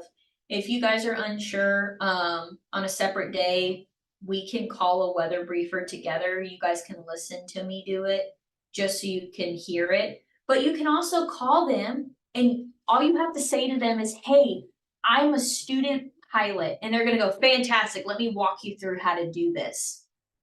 And you're like, cool. They're gonna go, where are you going? What kind of plane are you in? What's your cruising altitude? They'll start pulling that information out of you. Just tell them you're a student pilot. And then they end up making you an account, and then you can call them, and on the next time you know how to do it. And it's cool to just be like, hey, you know, what's the weather looking like? They give you a breakdown. All of this is free to you. Use it. Use it. Just say, I'm practicing. They're gonna go, great, I'm so glad someone called me today. All right, it'd be like me, excited that you decided to start talking in Zoom. Like they get so excited. All right, routes and waypoints. So planning our route. We use pilotage, which is our eyeball. Hey, look, there's that lagoon. All right. It's not really a lagoon. I think that's more like a lake, but you know, I'm gonna call it a lagoon. Dead reckoning. This is our nav log, our calculations. Then we have radio navigation. That would be like us using a VOR or a Victor Airway to travel along our route if we decided to put that in the GPS. That is now radio navigation. All right. Departure points, like the departure legs, so you're gonna put your waypoints here. So like Lagoon or mother-in-law's house or that one guy, whatever you wanna put, alright?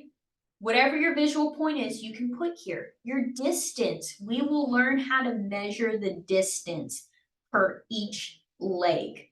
Alright, and it is in nautical miles that you are measuring the distance.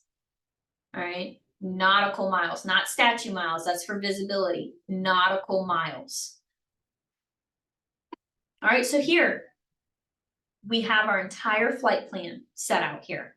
You see how we're avoiding all the mountainous areas? That's why we went around versus a straight shot through. You see why we have to navigate around all of this?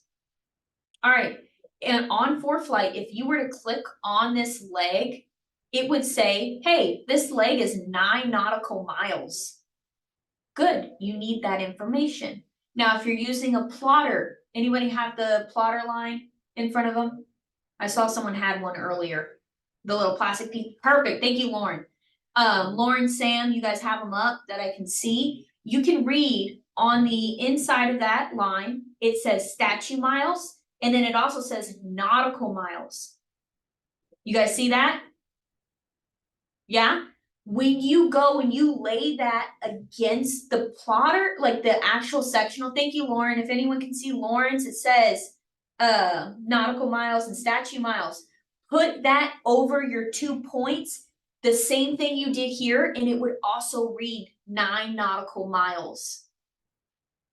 Yep, that's how you read it on there. All right, so, oh, that's rude. All right, so this went ahead and took the liberty of already filling these in for us. So we've got 9 nautical miles. And because we use, I don't know, does anybody have the sectional for it? I'm assuming maybe not. Okay, well, for example, when you use ForeFlight and you click on this leg, it actually tells you your course heading as well. Or your true course. So you would write in whatever that true course was. In this example, it's gonna be 178. You need to have a waypoint every 10 nautical miles. We are visual pilots. Every 10 nautical miles, another point goes on your route. All right. Altitudes and winds. All right. So we also want to make sure that we're high enough to avoid terrain, but we also want to make sure that we make it worth our while. So if we're doing a 30-minute flight and you choose an altitude of 10,000 feet, do you think you're really going to get to 10,000 feet before that 30 minutes? No. You're going to be climbing the entire time and then realize you're going to have to descend the entire time. Pick an altitude that makes sense. Pick an altitude that avoids you the obstacles, but isn't like 10,000 feet when your flight's only 30 minutes. Doesn't make sense. All right.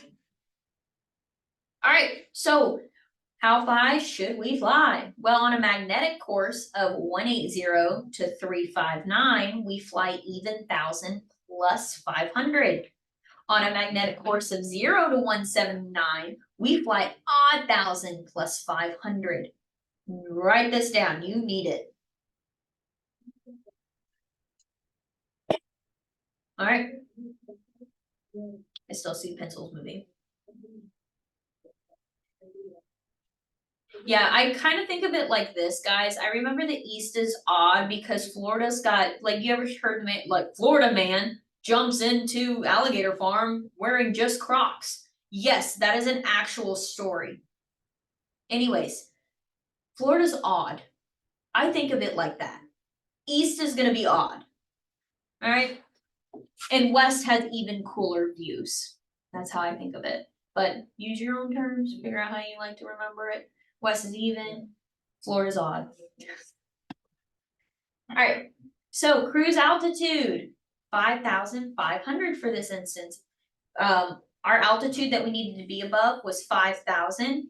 And because of our heading, we needed to choose an odd number.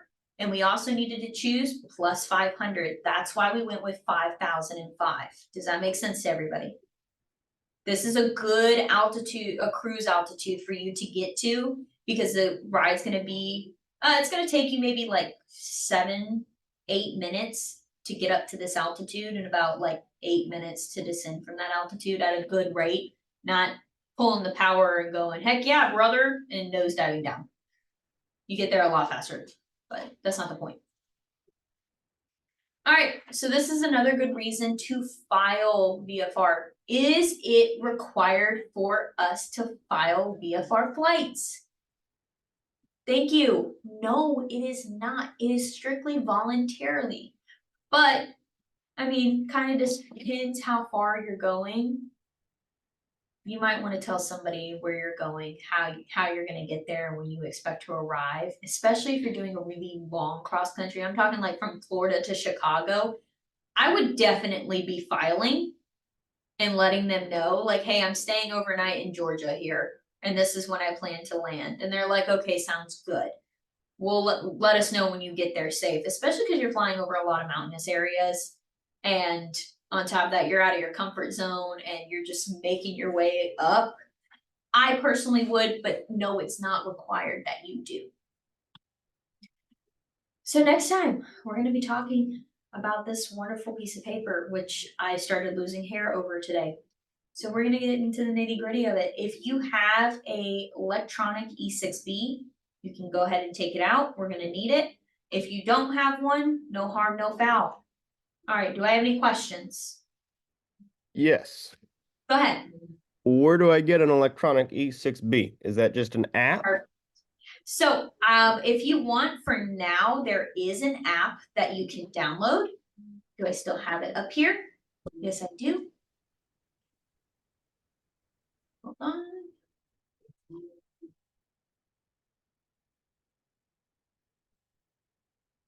So I'm sure you can find a free one online. This one right here is my absolute favorite. No, it's not free. It's like $8 or something, but it is so worth it because you can actually wait until your actual par, then purchase the Big Daddy, and then you already know how to use it because you've been using it on your phone. If you want to go ahead and purchase it, then just go ahead and purchase it. If you guys are like on a low time pilot page or like a pilot page period on Facebook, just comment and be like, does anyone have like an electronic E6B that they're willing to sell? Some people are like, yeah, $20, please get it out of my house. I would do that way. Nicole? Are they all the same, or is the CX3 different than the other ones?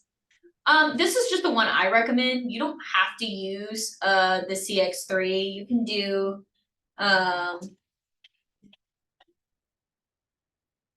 do this one. This one's a really good one. Sporties is a really good one. It has all the buttons on it.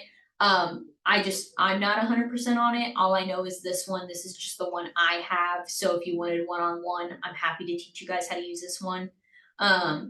But then you also have this E6B. I don't think there's really a DPE that's going to be like, you need to bring this out.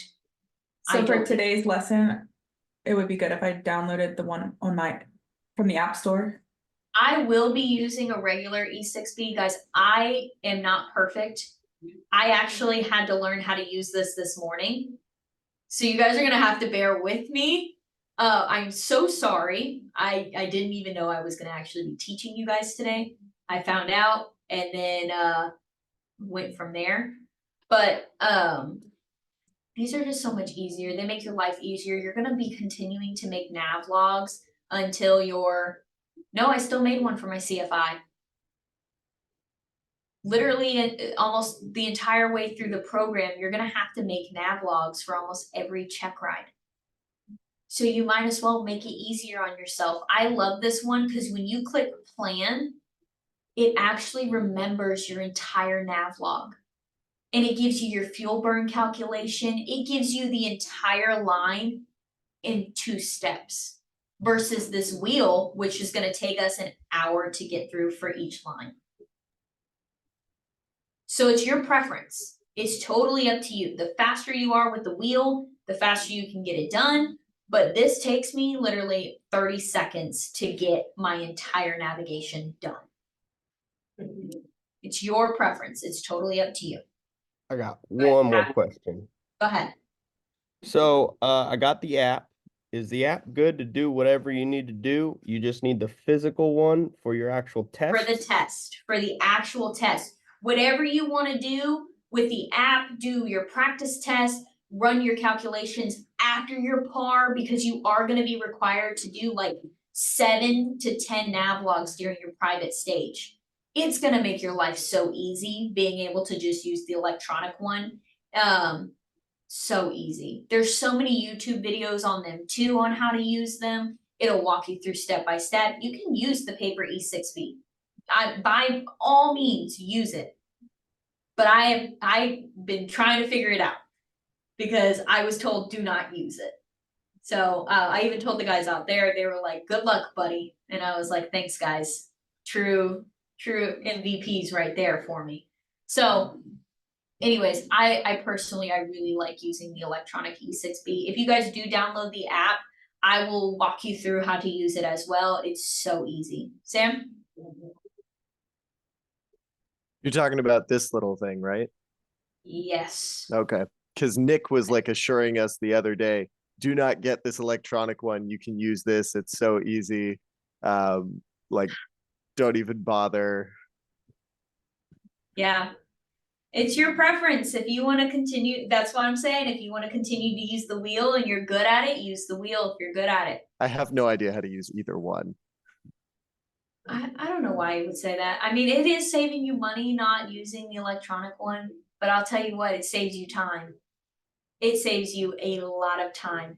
That, and I'll tell you what sucks is you go to write. Yeah, it is worth it to learn both just in case.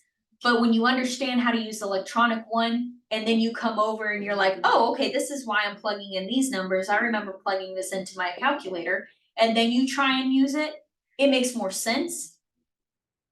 But it's your preference. It really is. It's up to you guys, whatever you want to use. I promise you, your instructor is going to look at you and go, please get electronic E6B. Do not make me use this wheel. It gives me PTSD. That's just kind of how they're going to be about it, because I know that's exactly how my instructor was, and every single instructor here at Craig was like that. They were like, get away from me. With that paper E6B. They were like, get away from me. I'm not helping you. So it's kind of up to preference. There's like only one DPE that I've ever heard of, and he's like 90 years old, that was like, use a paper E6B. And that was years ago. So I don't know if the man is still with us, if that's the right way to put it, but yeah. All right, do I have any more pressing questions about it? We will get into it. We'll start rocking and rolling, and I will chug it through. We're gonna take 5 minutes. I will give you guys 5 minutes to decompress. Yes, there are a ton of videos online. If you guys want to use those, use them. All right, we'll be back.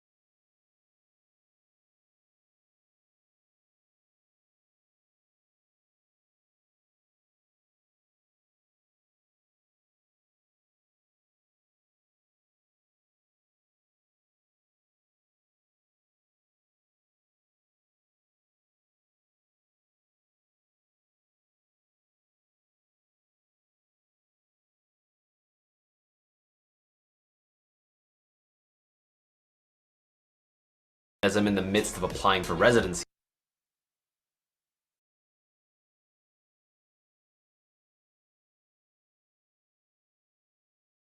right now. Wish me luck. Grammarly has again been a lifesaver with my application. We're going to use an example question from the FAA knowledge test. So let's dive into that question real quick, and we'll take a look. So the question reads, what is the... Can you guys hear my screen? Yeah, as it's a Yeah. YouTube video.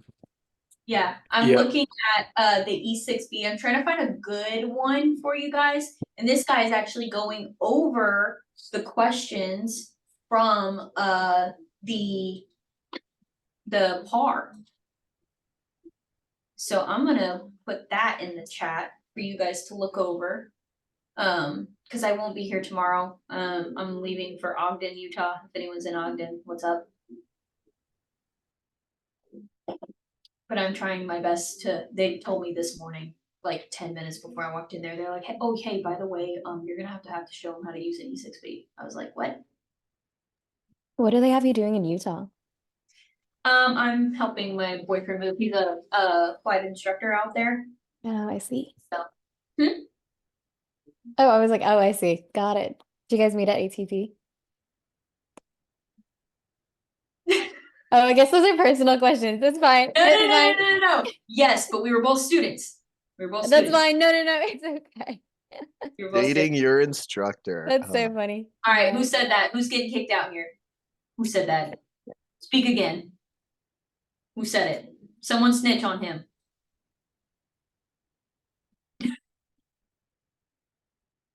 Sam's like, good, kick me out. I want to learn about these. All right, we're gonna get cracking at it so I can get you guys out of here. All right, this lesson is, yeah, I got a number for you, Sam, and I'm not asking you out on a Friday night. All right.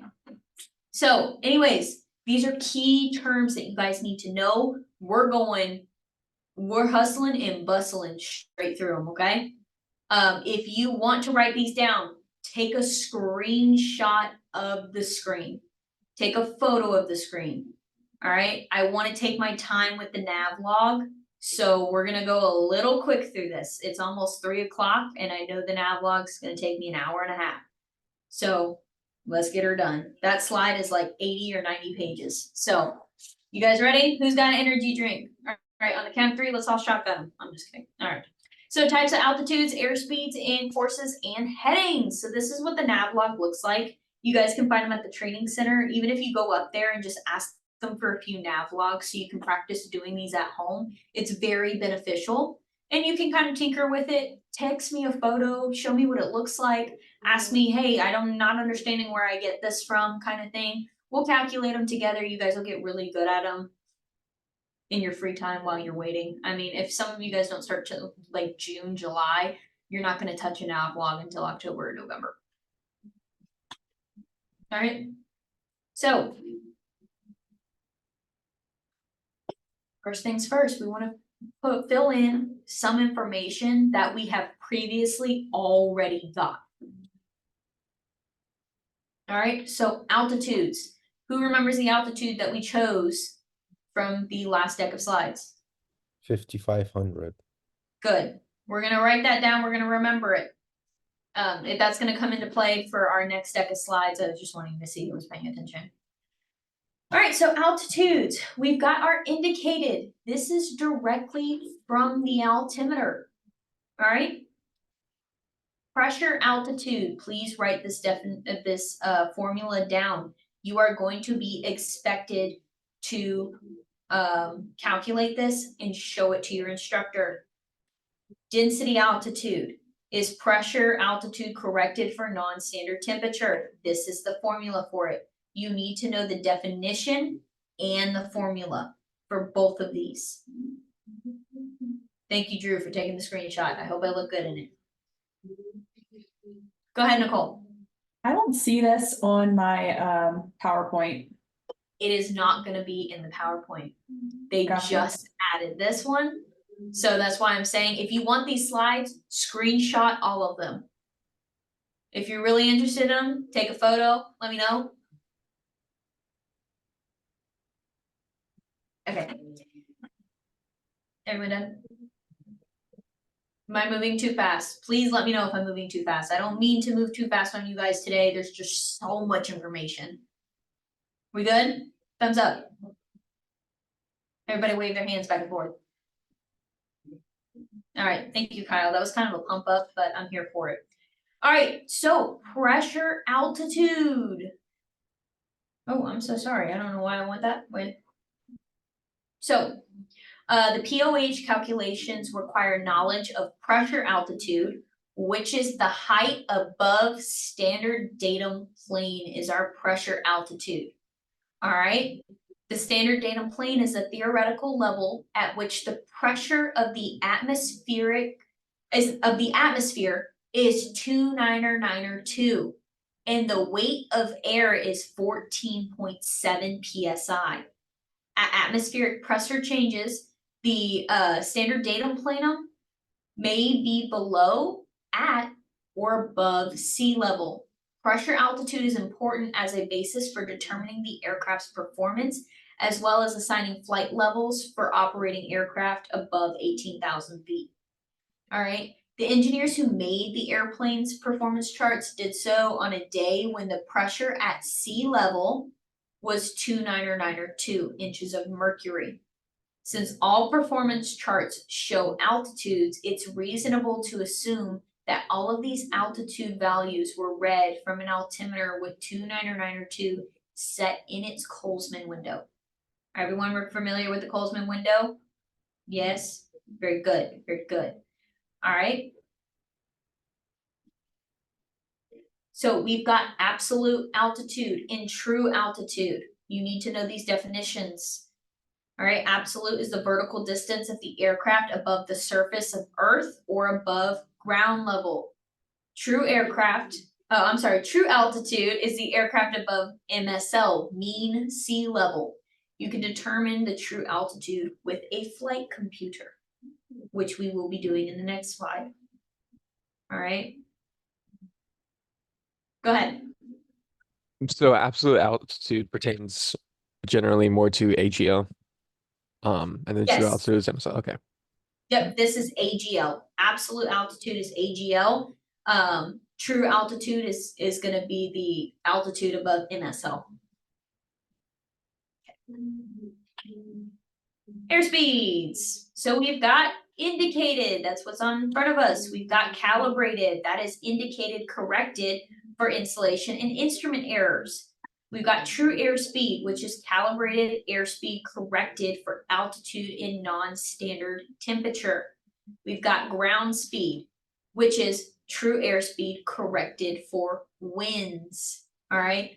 You've got your true airspeed right here, and your indicated right here. All right. Can anyone tell me why this number is higher than this number?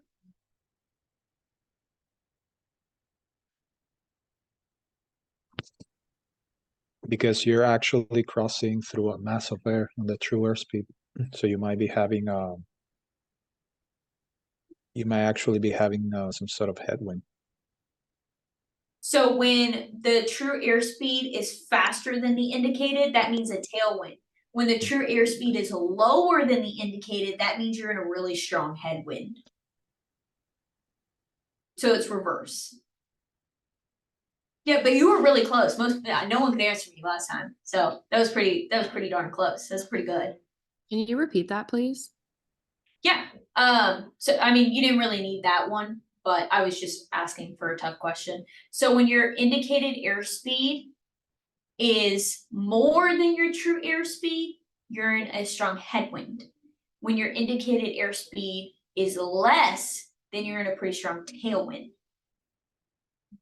That's how you guys can kind of determine for maneuvers if you're entering on the downwind, because this is going to be higher than what your indicated airspeed is. I'm so sorry. Could you repeat that one more time, please? Yeah, that's totally fine. It's a hard concept to grasp. It's okay. So our indicated airspeed, when our indicated airspeed is 120 and our true airspeed is 123, we have a tailwind. When our indicated airspeed is 120 and our true airspeed is 100 knots, we're in a strong headwind. I gave you guys numbers because I think that's easier to correlate. Yeah? Okay. All right. Take a photo. If you need a photo of these definitions, if not, we're moving on in 5, 4, 3, 2. All right. So true airspeed. True airspeed is the speed of your aircraft relative to the air it is flying through. As you climb, true airspeed is higher than your indicated airspeed. Pressure decreases with higher altitudes. So for any given true airspeed, as you climb, fewer and fewer molecules will enter the pitot tube. When we go higher, molecules are further separated apart. That's just kind of science.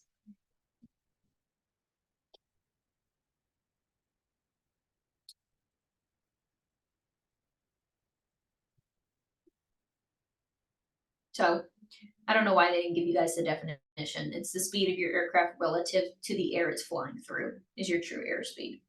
You guys need me to drop that in the chat? Yeah, okay.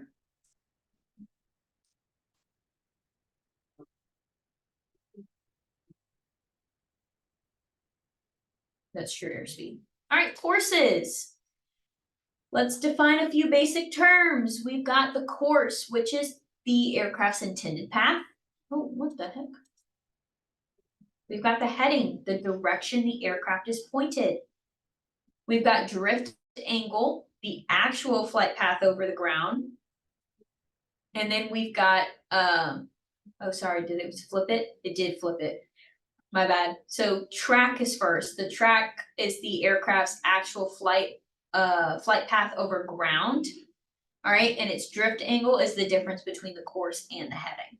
We're gonna practice calculating these on the next one. I'm just giving you guys terms and definitions for them right now. All right, if you need to write these down, go ahead. If not, I'm gonna have you guys take a picture. We're gonna move on. I still got a lot more to get through here. All right. I really don't mean to rush you guys today. I'm so sorry. I wish they gave me more time with this and broke this into 2 days. That's really what needs to happen. All right, so true course is the aircraft's course over the ground relative to true north. True course is measured with a navigation plotter and a sectional map. If we were to draw a line from one point to another and look at what the plotter says, the course is, this would be our true course.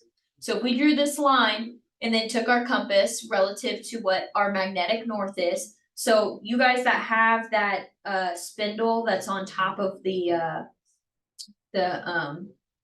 nautical miles and statute mile indicator, yes, Lauren, like that, you would line up 0 and then place it over the airport where it's relative to magnetic north. Find where magnetic north is on your sectional, and then place it relative to that magnetic north, and then see where that line begins to track out. That is your true course. I know that's a really hard concept because I can't physically show you guys, but you'd be able to go on to ForeFlight. When you place this on there, you click on the magenta line, it tells you what your true course is. It automatically puts it in. All right. So, however, we can't use this to just navigate with. There are too many external factors that need to be taken in. All right, can someone name one of the factors that we have to take in? There's Wind. 3. What was it? Wind. Yes, wind. Wind is one of them. Anyone want to take a shot at the other 2? Go ahead.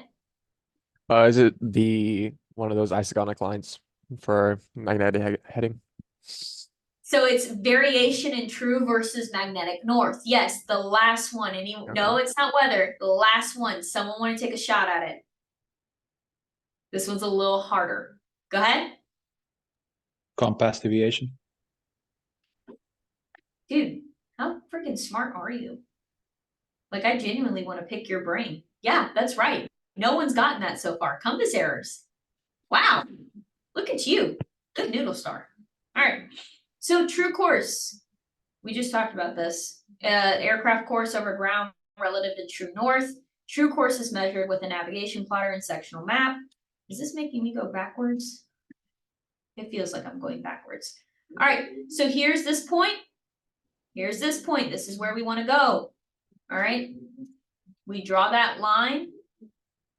Our true course is the desired direction of flight. Our true heading is the direction that we have now corrected for. So this is actually what our airplane might look like as we're still flying our true heading. Does that make sense to everyone? We're correcting for wind, magnetic errors, and the isogonic lines. All right, cool. So magnetic variation. So the point exactly north on the globe. Oh, you're a dispatcher. Like a ATC dispatcher or 911 dispatcher or? Flight dispatcher. Like for the airlines, we basically fly plan and IFR. Bro, why are you, what? Public airway. All right, well, now I just kind of sound stupid to y'all. All right, moving on. Don't answer the truth to that, it's okay. All right, so the point exactly north on the globe is true north. This is a fixed point at the top of the globe. However, our compass doesn't point to true north. It points to magnetic north. True north is where the geographical North Pole is. Magnetic north is where the Earth's magnetic force has the most downward pull. And if you were to stand on top of it with the compass, it would point straight down. So the difference between true north and magnetic north is called magnetic variation. It's the difference between these two. All right. Does that make sense? Yes. Cool. Cool. We're getting somewhere, guys. We're cooking. So how do we correct for magnetic variation? We use isogonic lines on our sectional. Isogonic lines are drawn on your sectional charts to show different lines of magnetic variation to help with your planning your magnetic heading. To find your magnetic course, you'll either subtract easterly variation or add westerly variation. A great memory tool for this is east is least, west is best. All right. So you're going to see these, you'll start to understand them when we go through it. When we do our example one, we're going to practice subtracting these, and we actually do a full nav log together. That's what's going to take forever. All right, so magnetic heading is true course corrected for magnetic variation. Can we fly this with our compass now? Can we fly that? Anyone? No. No? Why?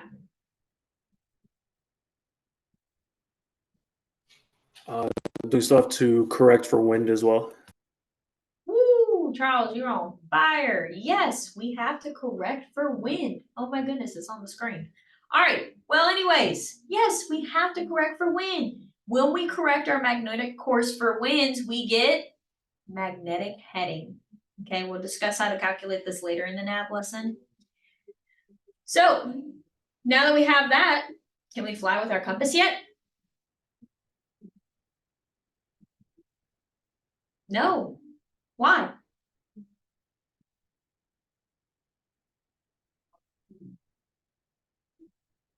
Magnetic deviations. We still got to take into the deviations. All right, so we'll put it all together here. We got our true course, the aircraft's course over the ground relative to north. Our magnetic course, true course corrected for magnetic variation. All right. Then we do magnetic heading, magnetic course corrected for winds. And then compass heading, the aircraft's magnetic heading corrected for deviation. There's a lot of steps we got to do for our nav log just to get what heading we need to be flying. All right, so our true course is 158. We're going to say that the wind correction here is 5 degrees. So we're going to say that the wind here is pushing us 5 degrees, right? So that makes our true heading 153. Because it's coming from the left, we'd have to turn the plane inwards. If we go to the left, it's always going to be subtract. If we ended up in this instance having to turn 5 degrees to the right, we would add 5. Okay, does everyone understand why we do that? Okay, cool. All right, now we have our true heading. Now we want to figure out our magnetic variation. All right, can anyone tell me on this screen what the magnetic variation is and where you see it?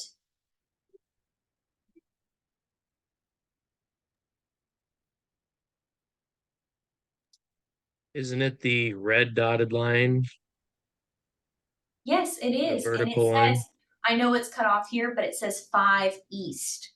All right, if it's 5 east, what does that mean? Are we adding it or are we subtracting it? Subtracting. East Subtract. is east. Yes, we are subtracting. So that gives us a magnetic heading of 148. We looked at our compass deviation card that's placarded in our plane and it's showing 0. So we're like, perfect. We don't have any deviations. Let's do magnetic heading, or our compass heading, I'm so sorry, our compass heading of 148. We could look directly at our compass and fly heading 148, and we would stay on course. Isn't that amazing? You're like, oh yeah, I need to fly 158. Well, if you didn't take these things into consideration, you literally just go this way. Isn't that wild to think about? To summarize, this is the big takeaway here. True course, plus or minus, depending on our wind correction angle, equals true heading. Plus or minus our variation gives us magnetic heading. Plus or minus our deviation gives us compass heading. All right, if you guys want to take a photo of that, feel free to write it down. This is very helpful. I'll give you guys just a second. I need something to drink anyways. My voice is going.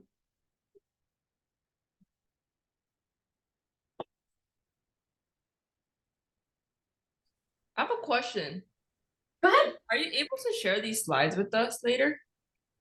I will try and figure out a way to get them to you guys. I don't know, because I think they're locked. I don't know that you guys would have access to getting to them. That's why I was letting you guys like take the screenshots or whatever. I'm hoping I have time after, and I'm gonna run out there before, because my boss leaves at 4:30, so I want to make sure I can get to him before he goes and see if I can get these slides over to you so you guys have the definitions if you want to come back and look at them.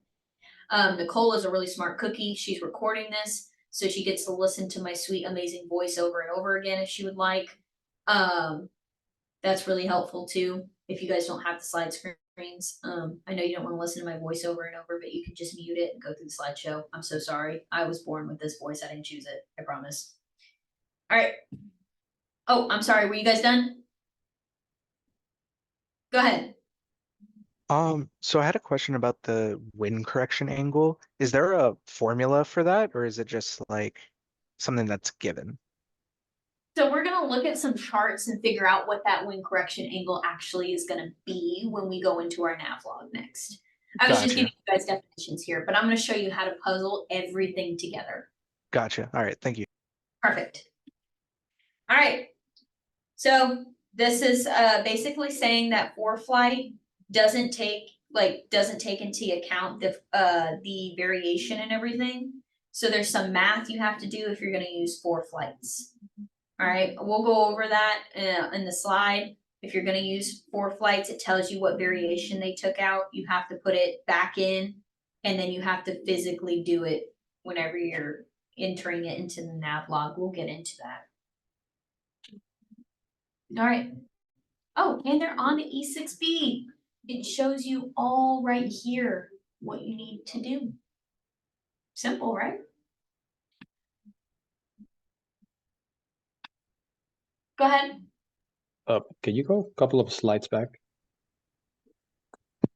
Okay. This is the part that I don't understand. In the E6B, it shows you the formula to do true course all the way to magnetic course, but then magnetic course all the way to magnetic heading. But here, This is saying ForeFlight. The true course ForeFlight gives you isn't right. and we have to do calculations on it, that's all this is saying. With this previous this is all correct. It's just letting you know that if you're gonna use FourFlight's true course, you have to make adjustments to the true course that it's giving you. That's all this is saying. They just put it in a really, really strange presentation. I wanna take this slide out. I know I've made so many recommendations, but there's only so much I can do. I was like, this slide is so confusing. Why is it in here? Because they were like, well, we just want them to know that they're not using FourFlight's true course. There's things you have to do. Okay, that's fine. But now you give me a bunch of arrows and I have no idea what any of this means. It's confusing to a student, right? Everyone collectively agree that this slide is confusing? Yeah. Thank you. Yeah, just ignore it. We're gonna pretend that we didn't even touch this slide. Okay, this slide is gross. Okay, next. So, but we will go over it, I promise. In the Navlog, we're gonna go over it, I promise. All right, so right here, we've got our formulas. So if you forget the formulas for, our compass heading, you just magnetic heading plus or minus the deviation gives you compass heading. It's just keeping it on there for you so you don't forget. All right, there's the E6B flight computer. We'll plug along and play in the next lesson.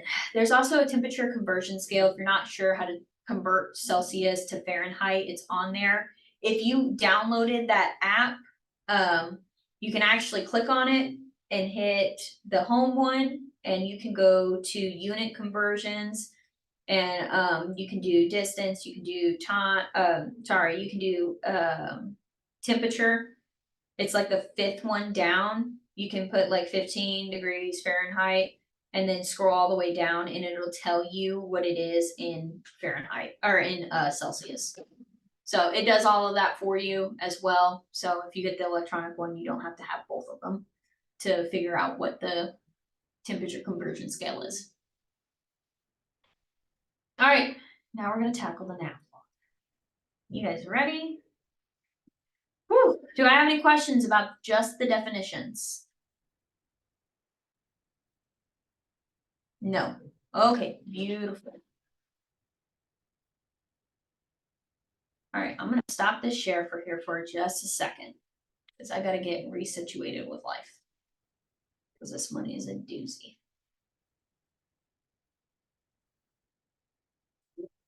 Bear with me on these numbers. I told them their numbers are not correct and they just kind of looked at me and I was like, that's fantastic. They're gonna ask me how I got these numbers and I'm gonna be like, well, whoever made this slideshow is the one that messed up, not me. All right. Share with sound. We're gonna share.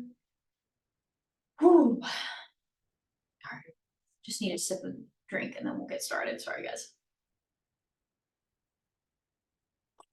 Anyone need to go to the bathroom? Go ahead and go now. I'm just gonna do the introduction pieces. All right, there we go. The laser pointer. So navigation logs in action. I already sent you guys the sign in link. This is to check in for class. All right.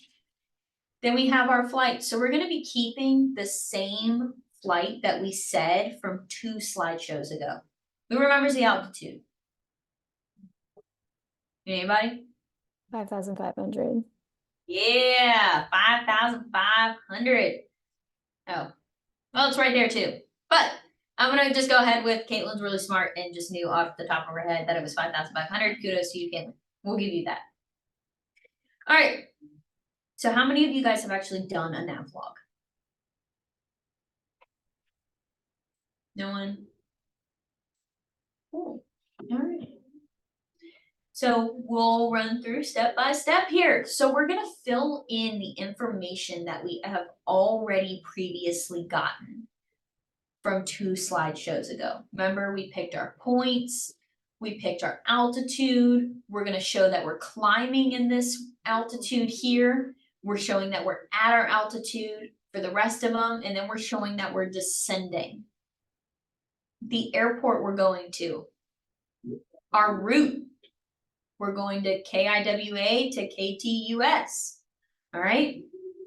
What's their traffic pattern altitude? 3,443 feet, MSL, all All right.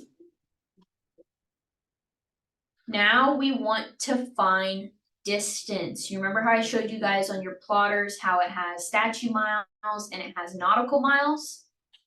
You're going to determine your route first off, then you're going to use your plotter. So this is what it looks like for statute miles. This is what it looks like for nautical miles. When you measure distance, you're using the nautical miles. Statute miles is only for visibility. Nautical miles account for the curvature of the earth. If you're a flat earther, I don't know what to tell you, but it accounts for the curvature of the earth. Can you repeat that real quick, please? Yeah, absolutely. Statute miles are for flight visibility. Nautical miles account for the curvature of the earth.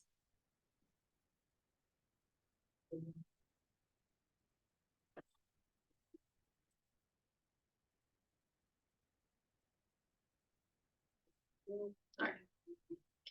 So using your plotter, you're going to line up 0 degrees on the plotter using any vertical line on the sectional charts, lines of like latitude or quadrant borders, whatever it is. Line it up with this one, and then the angle will be read on the plotter. Notice here we'll see 040 and 220. I believe that's what it says. It's a little blurry. I think it says 220 collectively. Yes. Okay. You'll have to think about the cardinal direction you're heading in to determine which route way makes more sense. Are you coming in towards 040? Or are you going out to 220? You have to think about which one makes more sense. This is how we're determining that true course. All right. So, and here's how we determine the distance between each fix. We would put this down, start at 0 with the first point, and then your second point is going to be like 9 nautical miles. So you would see the second point here. That's where you would write down in your distance here 9 nautical miles. Does that make sense how I got there? We measured the first leg's distance. Okay. Can I get head shakes? Yeah. Even if you don't agree with me. Yeah. All right, cool. So then we know that this entire route was 85 nautical miles, right? We said it was going to take us 85 miles to get there. Well, on the first leg, we got rid of 9 nautical miles. So what goes underneath that is your remaining amount. So you would put 9 minus 85 in whatever that number is. I think it's 76.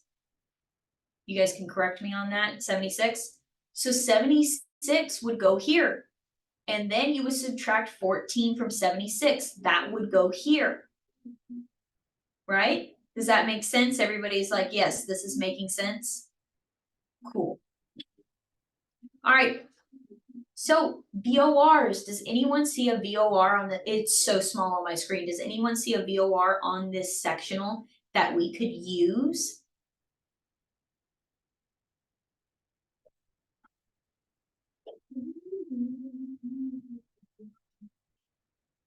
Good. Yep, the radials around Tulsa Airport. So Tucson, sorry. That's okay. Here's our VOR. I'm assuming that's where it is, right, guys? Am I circling VOR? Looks like a vortex, yeah. Yep. So here's our VOR. So yes, we can use it. So we will come over here. We know that KIWA in this instance is whenever you guys are using a VOR for a specific location, when you go and put in the frequency, you just drop the K and it's IWA that you put in the frequency to tune and ID the VOR. I know that's a lot of words I just said to you and you're like, okay, lady, whatever that means. When you get in the plane, your instructor's going to show you, but I'm just letting you know now, that's why it's IWA and it's not KIWA, because this is an airport identifier. This is the VOR identifier for that airport. They make it kind of easy to identify it like that. Go ahead. Is that for every waypoint or is just whenever you're going to cross through a VOR? So it's just like when for example, we're using this VOR, the name of this VOR is the Tucson VOR, but when you want to put it in the GPS in your plane, you have to put IWA with this frequency in order to get that navigation to the VOR. Right. This is that, for example, for Santang or Coolidge, you're not using any VORs because there are no VORs around, am I right? Yeah, there's nothing here, but when you do have some way of identifying using a navigational aid, you should.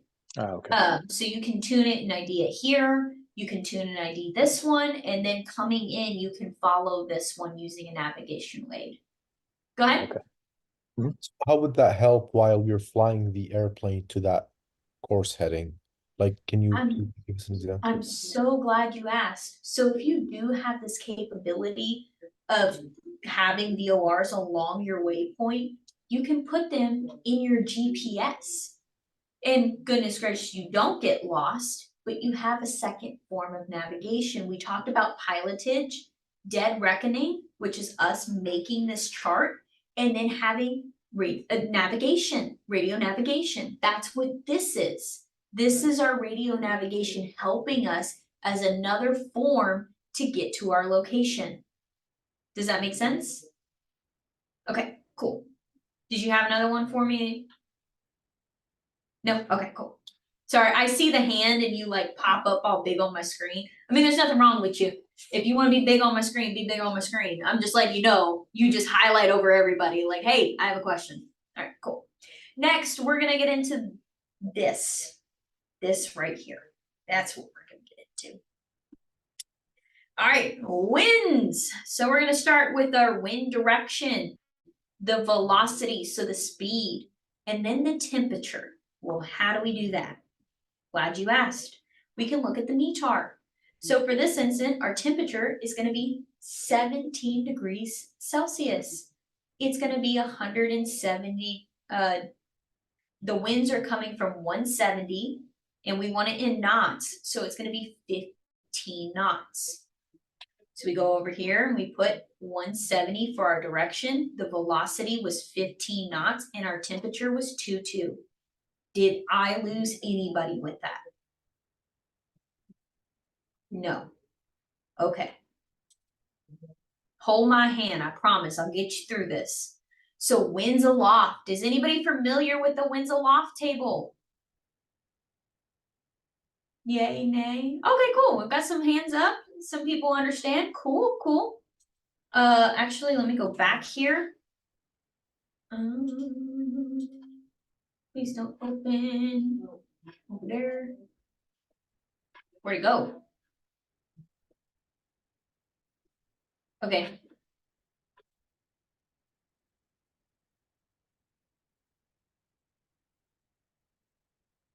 All right, I don't know where it's sending this link. Because I'm trying to open it, but I have no idea where it's sending it, but I will send you guys it in the chat. It's also on aviationweather.gov. You can click down under winds and type in winds aloft. And then you just click on, this is kind of, where'd it go?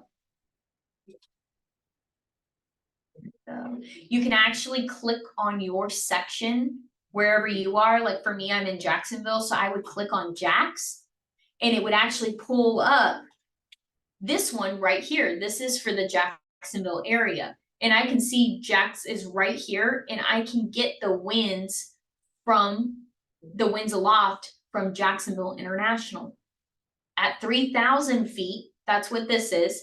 This is your feet.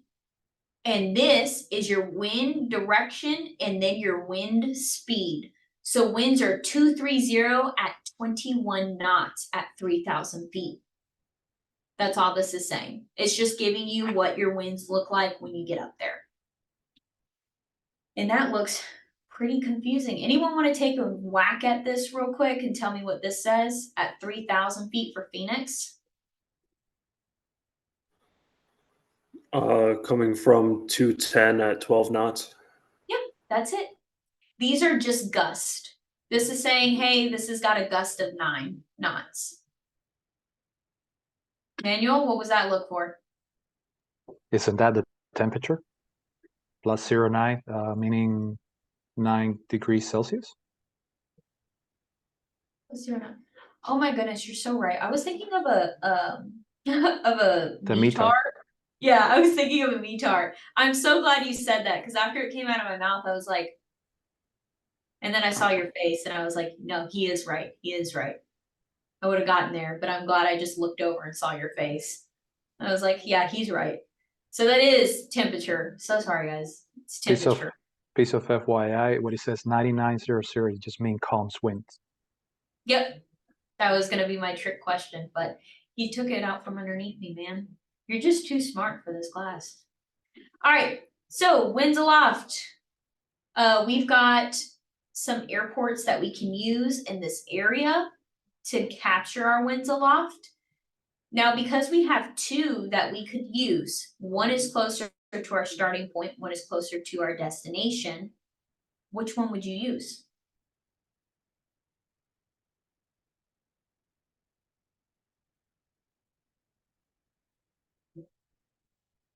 Somebody, anybody? Okay, that's fine. You would use both. And how would you do that? How would you determine? Well, during your halfway point through your flight plan, you would switch to which location you were using. All right. So if we're closer to Phoenix here, we're going to use Phoenix, but let's say we get closer and we're about our halfway point, we're going to transition over and use this instead. All right, because we're closer to this airport now. Does that make sense why we would do that? So we can get the most accurate reading? Okay, I don't look like I have any lost faces. Lauren, are we good? Are you sure? Go ahead, it's okay, comment. This is the longest part here. This is why I gave us so much time to go through it. Talk to me, what's going on?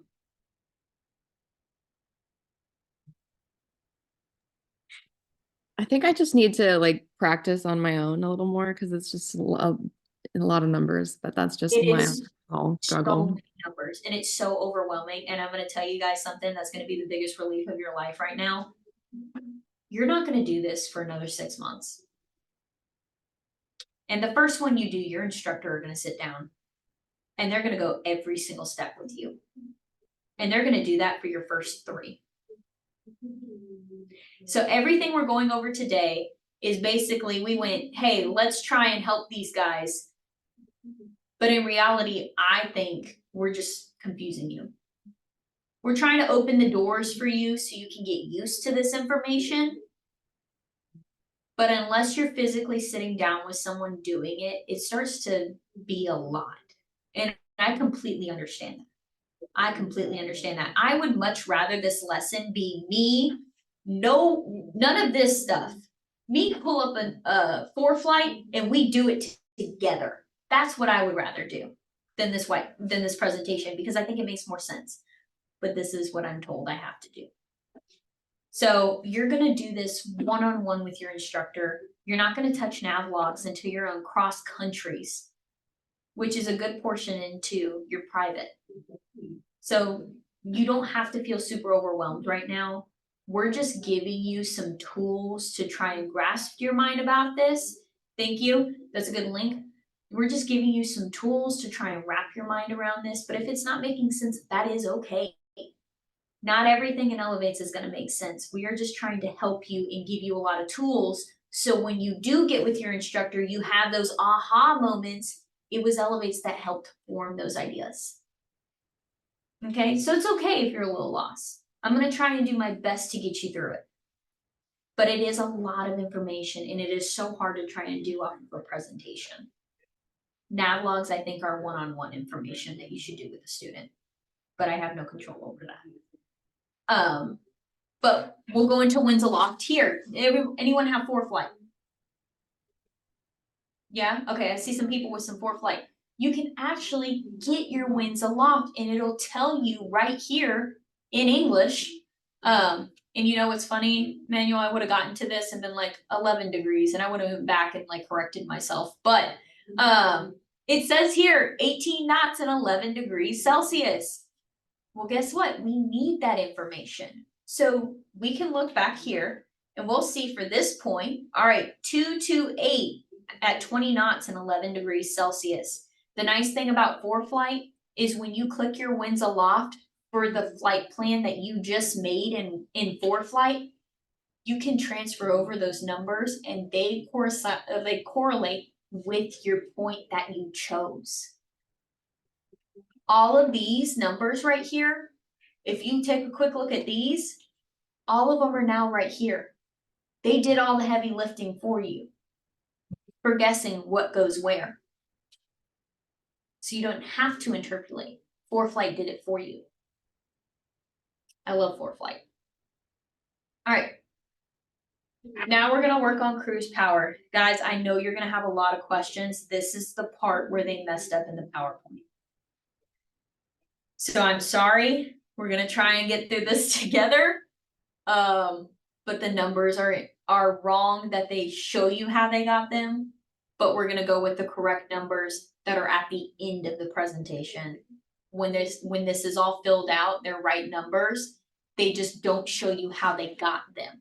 And that's okay. You're gonna do them via your POH.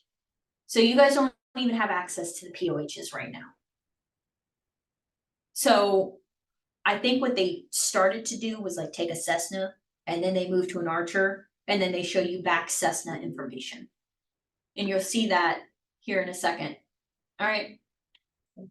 So this is just telling us gallons per hour, calibrated airspeed, in flight, basically everything that we want to find out here in a minute. All right, so pressure altitude, we know what the formulas are. If you need these, you can go ahead and write them down. But for this instance, we're looking at our altimeter and it says 2982. 2992 minus 2982.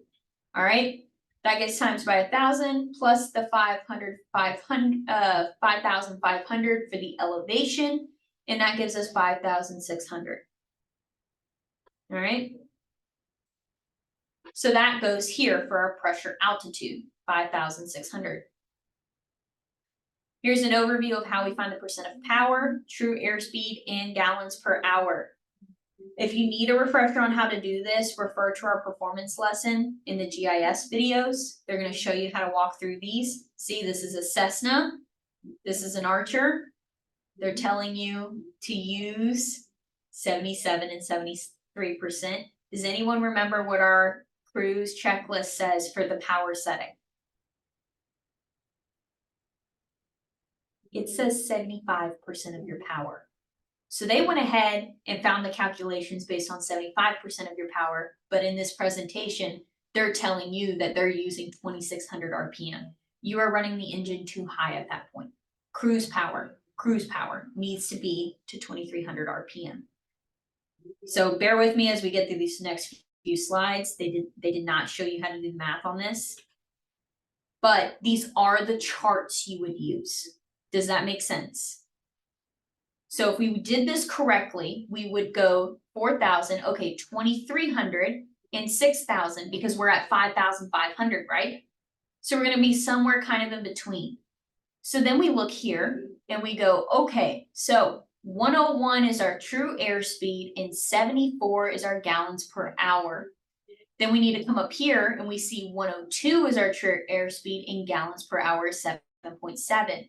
How do we find the difference between the two? We add this number and this number together, all right? And then we divide that by 2. That would be our gallons per hour. All right, did I lose anybody? Because we're interpolating.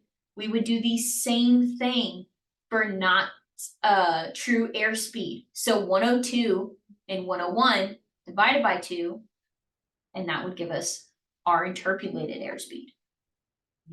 Okay, now, since true airspeed changes with temperature, there is another chart we use, and this is our time, fuel, and distance to climb at 2,550 pounds. I don't think you're going to be at 2,550 pounds. This is why I wish they gave us a POH, so we could actually go find the accurate climb gradient for this. But in the slide that I show you here, they went through and did it. You see how it says 75% of power? But they told us in that previous slide, 76%, 77% of power. That's not correct. You use 75% of power. And we looked at a Cessna chart. They took this from an Archer. I don't know, guys, I'm trying to get it fixed. But the true airspeed with the correct calculations is going to be 120 knots, and you're going to get 8 gallons per hour for this example. Okay? Do I still have everyone? All right, cool. Oh, and the policy, it even says it right here, 75% of brake horsepower in a single engine aircraft. Can't use more than the 75% for the cruise. All right, I don't even want to look at this because they don't give us the right information again. But this is knots indicated and this is calibrated. So it actually converts it for you if you need calibrated airspeed.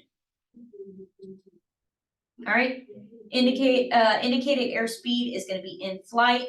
Calibrated airspeed is in the POH. I think that's exactly why they didn't give us one. They just wrote POH because they were like, hang on, what POH were we using? This is everyone's least favorite one to teach because it's hard to try and explain these numbers when the numbers aren't right. So anybody know what type of plane has manifold pressure? Does our Cessna or Archer have manifold pressure? No, it doesn't. This is for the Seminole. A Seminole has manifold pressure, but we do not.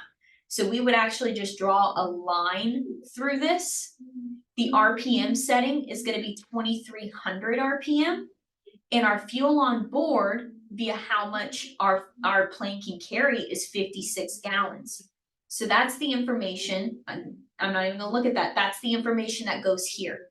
All right, our RPM setting is going to be 2300, and because the fuel capacity on the plane is 56 gallons, that's how much fuel we have on board. Do I still have you guys? Does that make sense? This is our 75% of our power, and this is how much fuel we have on board. We're not we're a fixed plane. This doesn't matter to us. All right? I still got you guys? Yeah? Okay, cool. All right. So that one's done. Now we're moving on to this part right here. And now we're going to bring up the E6B. Let's do this, guys. Quick rundown of the E6B. So looking at the E6B, one side you can input wind information and calculate ground speed. That's this side. On the other side, you can calculate, perform fuel calculations as well as time, speed, and distance calculations. Has anyone already fiddled with the E6B? Do they feel pretty comfortable with it? Anyone? Manuel, are you pretty good with it?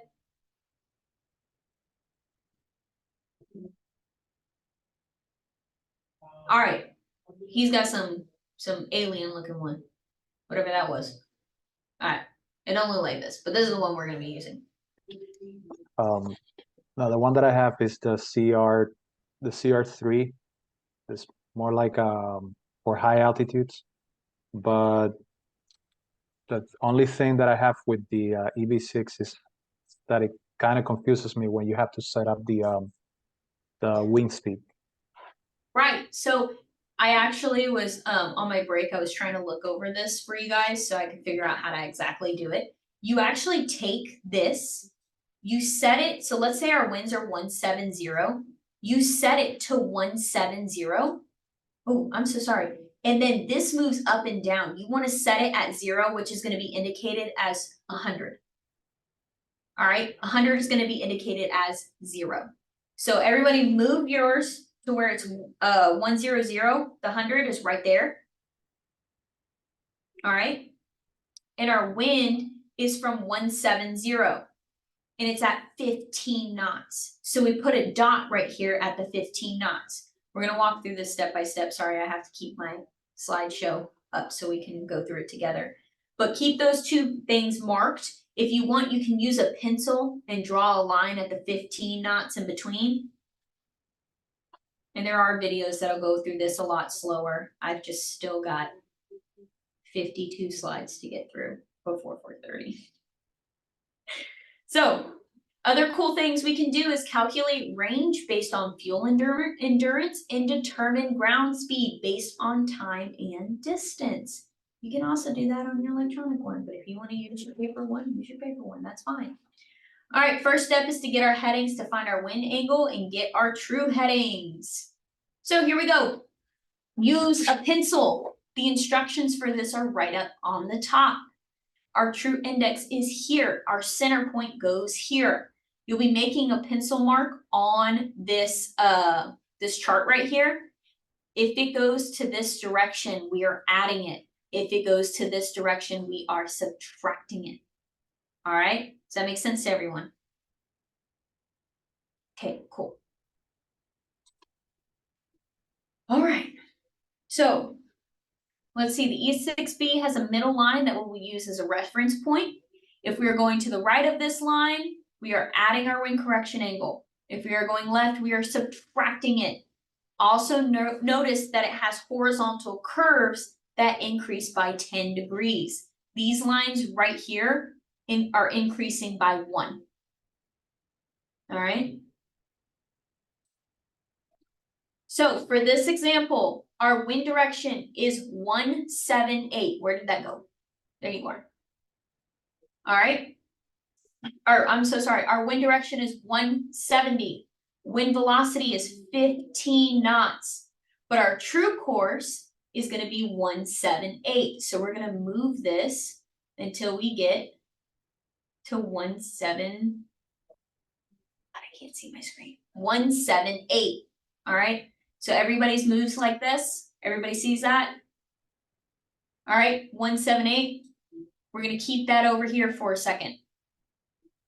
All right. Hold on, guys. It just disappeared on me.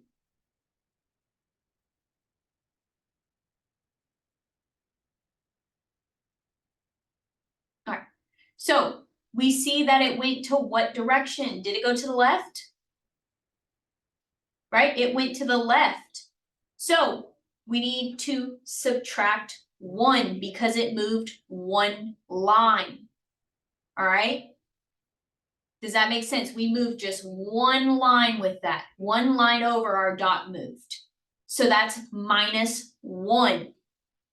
So now when we come over here, 178 was our original, but now we're subtracting 1. That's giving us our true heading of 177. Did I lose anyone? Did that make sense? Yes, I'm getting yeses. I'm getting confused looks. I have 7 heads right now to some of you. Someone talk to me if it didn't, because I'm trying to find an easier way to describe it to you. Anyone? Anyone lost? I disconnected for a second there. Is it the wind correction angle that's bringing us from the 178 to 177? Yes. And that's all we've done so far? I was just... That is all we've done so far. So I'll bring this back up so you can see. We went 170. All right. We did 15 knots here because between 10 and 20 is 15. And then we moved this line all the way over to 178 because that's our true course. And we see that this dot only moved 1. So that's why we're subtracting, because it's on this end, -1, which gives us our true heading of 177. Are you caught up, Charles? Did that make sense to you? Okay, perfect. Guys, I'm doing a lot better with you than I thought I was going to do. All right, it only took me like failing at this miserably once. Cool. So magnetic heading. Now we need to see our magnetic heading. For this, we need to turn back to our sectional chart and see the isogonic lines nearby. When we begin our flight, we're going to be closer to 10 east. All right, everybody see this? 10 east. What do we do when it's east? East is what? Least. Thank you, Emmanuel. Yes, east is least. So we are subtracting the 10. When we get closer to Tucson, we are going to be closer to the 9 east. which means then we're gonna transition over and subtract 9. Did that make sense? Yes, perfect, because now, because of the variation, we now have to subtract 10. Okay? This is where we got all of those definitions from. All right? So magnetic heading is our true heading corrected for the variation. Now we've got our magnetic heading, but we can't use that yet because we have not looked at the compass deviation card. They did not give us the plane's accurate compass deviation card, guys. So this next slide is purposely just showing you some plane's compass deviation card. It's just showing you one. But in this example, we're gonna say that we needed to add 1. All right, we're gonna say in this example, our plane needed to add 1 to it. So now we take 167, we're adding that +1, and 168 is now our compass heading. Do I have you guys on this? Did that make sense? I'm getting yes, I'm getting no's. I think someone fell asleep. Okay. Good, good. So now here we are. We've got all this information filled out. We're like, all right, fantastic. Let's get at it. So, when we did this one, we found out that our grounds, this was the information that's given to us. On our first leg, our ground speed is gonna be 59. If you guys are curious on how we got that, I actually did this with my previous group. I went to leg and I entered all that information. So the distance, true course, which was 178, true airspeed, which is 73 for us. Wind direction was 170. I don't know if you guys can still see my camera. I know it is so small. Wind direction was 170. Wind speed is going to be 15 knots. And then the variation is -10. And I threw in the fuel rate just because the app allows you to. And you can scroll all the way down and it actually will give you 58 knots is now your ground speed. Your magnetic heading is 166 according to this, but you did the math correct on here. And then it gives you literally 9 minutes. It tells you everything that you have here is now here. So all you had to do was enter a few numbers and this whole entire thing was done. That's what I like about it is now we have to come back to the E6B for the rest of it when the electronic calculator just finished the entire line for us. I'm sorry, which one did you go to? You went to. Oh, do you have this one in front of you? Yeah. Okay, I'm gonna hit back so we're on the same page. Hit plan. Plan, okay. Yep. And then leg. Beautiful. Yep, and then click on the circle or this little square in the middle for leg. You can enter all of this information in it, and it's gonna calculate every single thing for you. Makes life so easy. I would highly recommend one. I know I just went out there and I told Nick, I was like, why would you tell them it's a waste of money? He goes, I didn't say it was a waste of money. He goes, I was just too broke for one. So I used the wheel. He's like, I was just broke for one. So you're entering in everything that's under our first leg, and then you'll get under here. Yes, ma'am. Everything you need to know is right here. And you enter it in via the computer. So I'll go through it with you real quick. So our distance is 9 nautical miles. I know it's not on here, but you can add 9 in for distance. Your true course is right here, 178. All right, true airspeed is going to be 73. The reason we got the true airspeed is because we looked at our correct performance calculation and got 73. I'm sorry, I can't show you guys. I don't have a POH from the plane, but that's how they got 73 is via the POH. All right. So then we do wind direction, which is 170. The wind velocity or wind speed, either one, is going to be 15. All right. Variation for this one, you have to type in 10 And this plus or minus button that's at the bottom turns it negative. Got it? Okay, did it work for you? Perfect. Now, the deviation, the fuel rate is now 8 miles per gallon. I'm sorry, 8 gallons per hour. And then you can scroll down and it'll show you ground speed. You see that they got 59, but 58 is pretty darn close to it. I normally like to use this. My DP told me this was better. Calculations more accurate. So you put in the deviation? Did I put in the deviation? Oh, I did on mine. I put in the deviation of -1. So there it goes. Okay, yeah, so sorry. I put in the deviation of -1 and it gave me all of the numbers that I would need to fill out the rest of this chart. And if you want your ETA where it says depart time in UTC, you have to enter it in UTC. It's gonna give you your departure time, how much you have remaining on your legs, everything. Go ahead. Where was the fuel rate? Oh, the fuel rate? It's under deviation for fuel rate. And it's right here if you're looking for what we calculated out. All right, go ahead. Okay, couple of questions. The first one is, how do you find your wing component using the A6B, headwind or tailwind?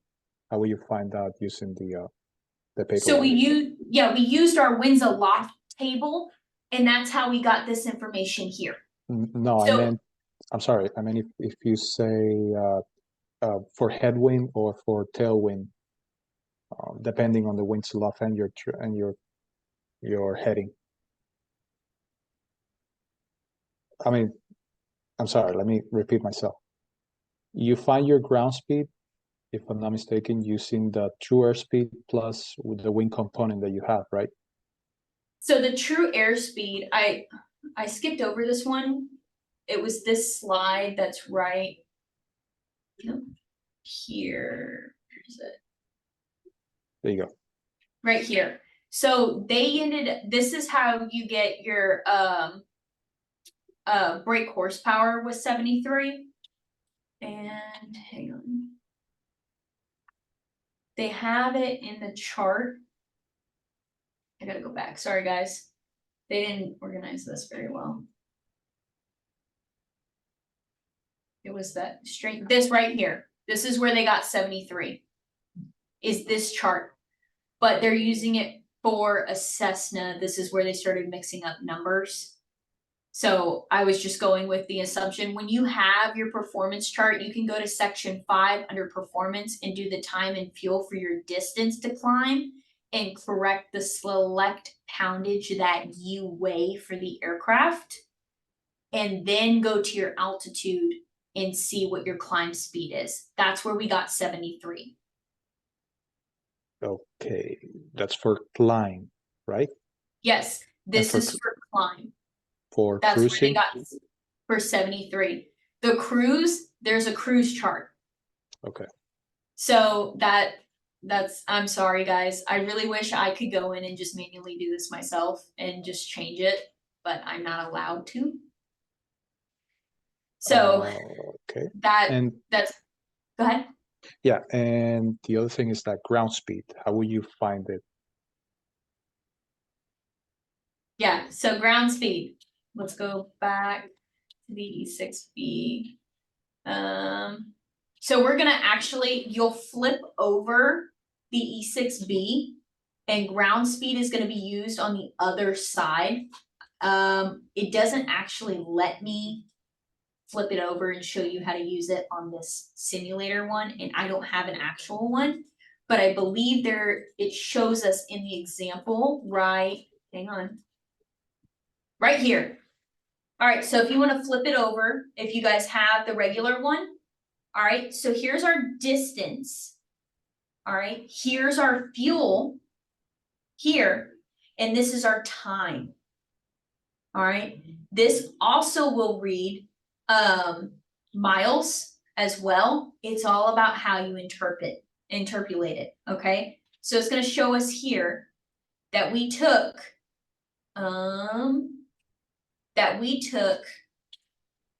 where'd it go? 1 mile, and we're saying that it's gonna take us 1 minute, then we would find the triangle. This is just an example. If you line these two numbers up on your E6B, it's going to show you that the triangle is gonna lead you to that it's 60 miles in 60 minutes or 60 miles per hour, depending how you interpolate it. So you've got your distance, you can see it says distance right here. You've got your time right here. So it's telling you 60 miles an hour because there's 60 minutes in an hour. So it's telling you 60 miles an hour or 60 miles a minute. Kind of depends on how you're interpolating the information. That's why these things are so complicated to understand, is because now this means distance and this part over here means fuel. And you're like, am I looking at distance? Am I looking at fuel? And the answer is yes. For the electronic E6B, it asks for departure. It's a time Yes. they're asking for. Yeah, it's asking for the departure time. So what time you plan on departing, UTC time though. So you'll have to interpolate whatever time you're putting in for UTC, and then it'll tell you how long it took you to get to that point. I'm sorry, what is UTC time? There's so much information in my brain right now. Yeah.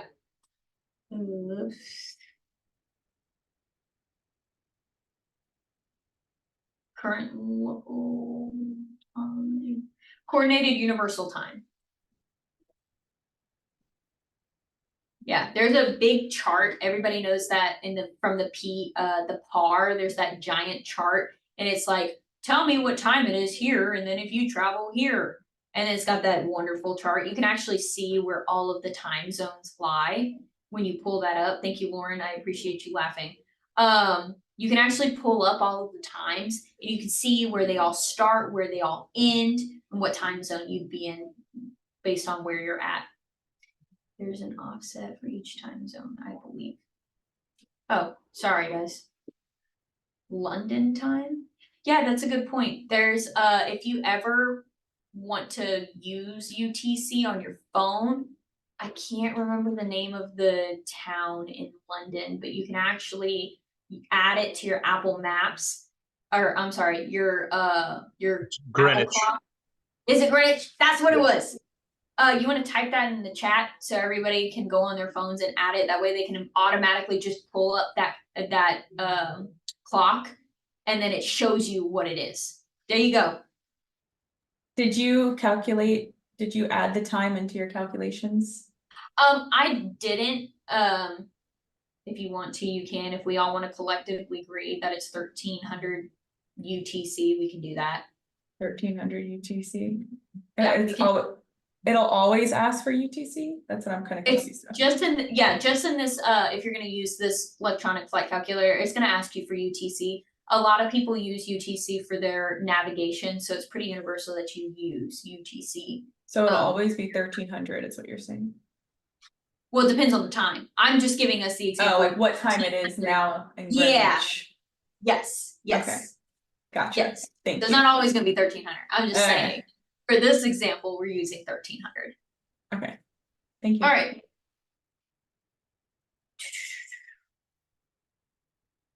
Let it actually give us our, okay. So here's another example if we want to try using the computer side again. So your speed is 100 miles per hour. All right, and you travel 250 miles. How long will it take? All right, so 100 miles per hour is 100 miles in 60 minutes. So we're going to interpolate this. It says 100 miles. And this is 60 minutes. All right, does that make sense to everyone? All right, so we're gonna slide it, Manuel, if you wanna grab your calculator and you wanna slide it to where it says 10 and 60 are straight on each other. Because mine doesn't let me, so that they are straight on each other. Now we're gonna turn that, look over here. All right, And we want to set up this ratio using the triangle, place it under the 10. Now look for the 25 because we're traveling 250 miles. We're looking for the 25. We're going to interpolate another 0 at the end. All right. Now this is in minutes. This is going to be in hours. So that would mean 150 minutes is how long it's going to take us, or 2 hours and 30 minutes. Does that make sense how we got that? All right, using this example, we had to interpolate another 0. So we had to interpolate here another 0 to get the 2 hours and 30 minutes. Okay, it can be very simple to use once you understand how to utilize it, but you know, we're just giving examples here. All right, so time, speed, and distance. Now we need to figure out, based off of our ground speed and distance, how long each leg will take. When we turn back to the E6B here and use the computer side, we'll see that since our ground speed was 59 knots, we want to put this diamond here. I'm sorry, I can't tell you shapes right now. We want to put this triangle here under 59 knots. All right. If someone's got one, can you do that for me? Because I can't see the rest of the wheel. It only gives me a little bit. Because I don't think this one flips over for the flight computer. No, it doesn't. That's kind of rude, but. All right, cool. All right, so our leg distance is 9 nautical miles and our ground speed is 59 minutes. Or I'm sorry, 59 knots. So we know that it's 9 nautical miles, and we know that where were the miles on the outside, right? Or I'm sorry, right here, right? This was nautical miles right here. So we're interpolating that this 0 is not here, and this is 9 nautical miles. So now we look up, and it's about 9 minutes. Okay? Does that make sense how we got there? I am not getting a head shake or a head no, or go ahead, Sam. I don't quite understand how it's 9 minutes. Like I see the 9-9. Are we just dropping a 0 or? Yes, so that's what's hard about this one. So you do have to interpolate, and you will have to drop the 0. And the good thing is about this is if it doesn't make sense, it's probably not sense. Because if you're traveling 9 nautical miles, you want to get your distance to be 9, so you wouldn't pick up 90. So that means that in 9 nautical miles, it wouldn't take you 90 minutes. That doesn't make sense either. So in 9 nautical miles, it's probably going to take you about 9 minutes. So you would drop the 0. Okay, thanks, Charles. So everyone, if you're trying to add it, I just remember someone told me that it was something that you could do with Apple Maps. I wasn't 100% sure what it was. I purchased an app that gives me Zulu time and UTC time. So I use that, but this is the free way to do it, the way Charles just put it on there. All right, so that's where we got 9 nautical miles is about 9 minutes. Did that make more sense? Slowing it down like that, Sam? All right, cool. All right. So, leg distance, 9 nautical miles, ground speed of 59 knots. You can take your leg distance, divide it by your ground speed, get this number, times it by 60, and get your calculated time. So if you want to do it that way, you can do it that way too. But if you want to use the computer, you can use the computer. If you don't want to do mental math or this kind of math, you can use the flight computer. But if it makes more sense for you to do it this way, take a photo of this, you can do it this way as well. Okay. So using the flight computer, I got 9 minutes, 17 seconds. Yeah, I got 9 minutes, 17 seconds too. There's going to be small little discrepancies just because there's human error and then there's computers. So that's why my DPE was like, I don't want your human errors. Give me the computer. Yeah, got it. Thank you. No. Yeah, no, it's gonna be a little off, but 9 minutes is all you're gonna write on your nav log anyways. You're just gonna put 9 minutes on your nav log. The seconds are a little irrelevant unless it's like 45 seconds, then it's closer to 10 minutes. But so you would take your time off and you would add 9 minutes to give you your ETA at that point. Okay, does that make sense to everybody? We started at 1500. I'm so sorry, for some reason I thought it was 1300, but Nicole, if you want to change it to 1500, just so you have the same information laid out, you can do that as well. It's just one quick button, you can change it. All right, now back to the E6B. So our distant leg is going to be 9 nautical miles. Our ground speed is 59 and our time en route is 9 minutes. So what does all this mean to us? We're just looking at it and we're like, that's fantastic. Take this little triangle and put it on 8 gallons per hour. All right. So we're going to take this, turn the dial and get it on 8 gallons per hour. This is where interpolating it comes in. Now we're going to go, okay, it's taking us 9 minutes en route to get there. So now we're going to come over to 9 minutes because now it says time is right here, time. So now we're going to 9 minutes. All right, now we're going to look up because now this is our gallons. We're going to look up, does it make sense in 9 minutes that we burn 12 gallons? No. Would it make sense in 9 minutes we burn 1.2 gallons? Yeah, because if we're burning 12 gallons in 9 minutes, guess who's not staying in the air very long? I think it's you. You need to get the plane fixed. So it's going to be interpolated 1.2. Nicole, what did you get for your fuel burn for this leg? I got 1.24 US gallons. The electronic E6B is where it's at. That's all I'm saying. Yeah, right? it was really easy. Nicole agrees with me because guess what? Guess who's going to have hair at the end of their navlog lessons? Nicole is. All right. Back to the E6B, unfortunately. All right, so now what we want to do is we know how many gallons are in our fuel, in our plane. We said 56, right? And we know that we just used 1.2 gallons. That gave us remaining in our tanks 54.8 gallons remaining. All right, so we want that noted. Hey, we still have 54 gallons until we're out, essentially. All right, does that make sense? Yes, okay, I'm getting a lot of head nods. All right, we're gonna move on. So now this is where we're at. We're like, oh my goodness, it looks so pretty, so very pretty, right? Well, now we still got some work to do, unfortunately.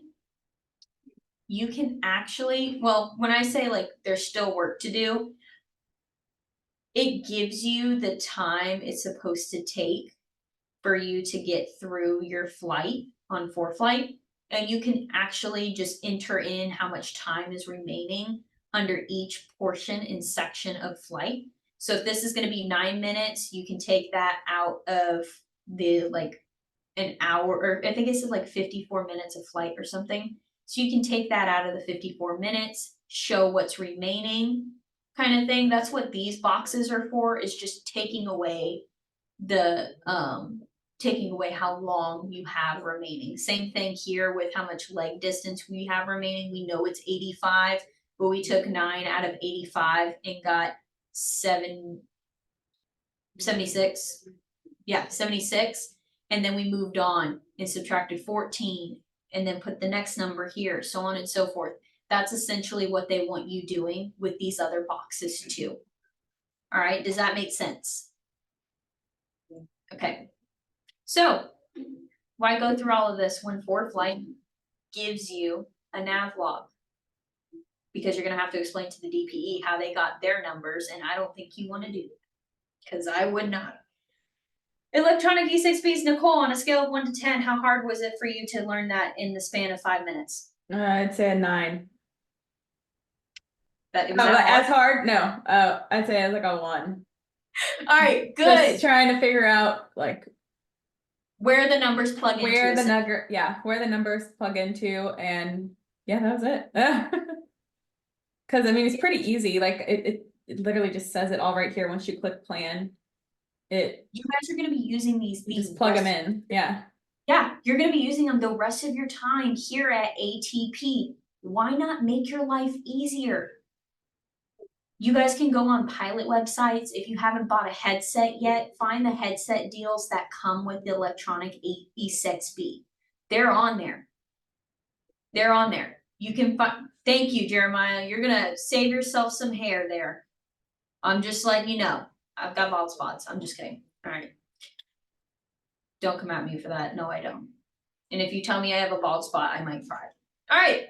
So these are just everything it gives you. It gives you unit conversions, altitude, cloud bases, standard atmosphere, speed, fuel, ground speed, climb. It even tells you your climb gradient. It's pretty freaking cool. Bald spots or ordered. You guys are ridiculous. That took me a second. And yes, they are allowed in your FAA knowledge test. When you get to your locations, ask your friends around, say, hey, does anybody know if we need to know how to use a paper? If we need to know how to use a paper E6B. Dude, you're too much trouble. I'm kicking you out. All right. And if they say yes, then you can sit with an instructor, go over it, watch the YouTube videos. Charles, I'm so sorry. Oh my God, Charles. I'm sorry. I'm sorry. It wasn't that funny.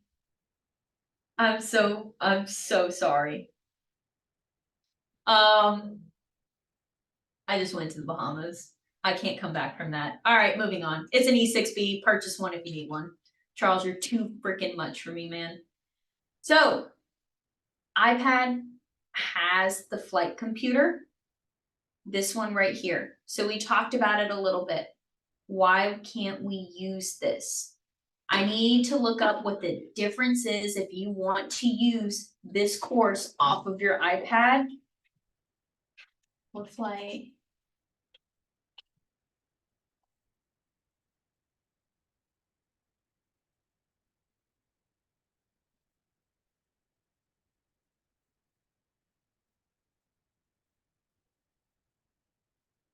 So you know how we talked about the isogonic lines? ForeFlight will give you your true course while taking that into consideration. So if you want to use ForeFlights, whatever this isogonic line is that's near it, if it's east, they subtracted it out of there. If it's west, they added it on there. You got to make that correction if you want to use this number. Does that make sense?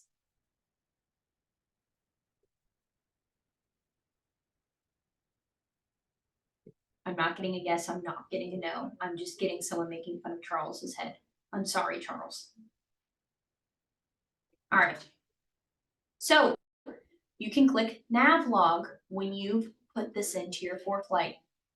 Oh, would you look at that? All right. And it'll show you a Navlog. If you want to check your numbers to see how accurate you are while you're trying to learn how to do these on your own, I do recommend that you look on the Navlog. It's going to be really accurate. You just don't want to take it into your check ride because then your DPE is going to go, how'd you get these numbers? How did ForeFlight get these numbers? You're going to look at me and I'm going to look at you and I'm going to go, I can't help you, buddy, because I don't know the answer to that. It's a really long, complicated thing that they do. And I have no idea where they get their information from on their website. It's a long process. I don't know where they get their weather from. It's a lot of information he's going to ask you if you bring him that Navlog.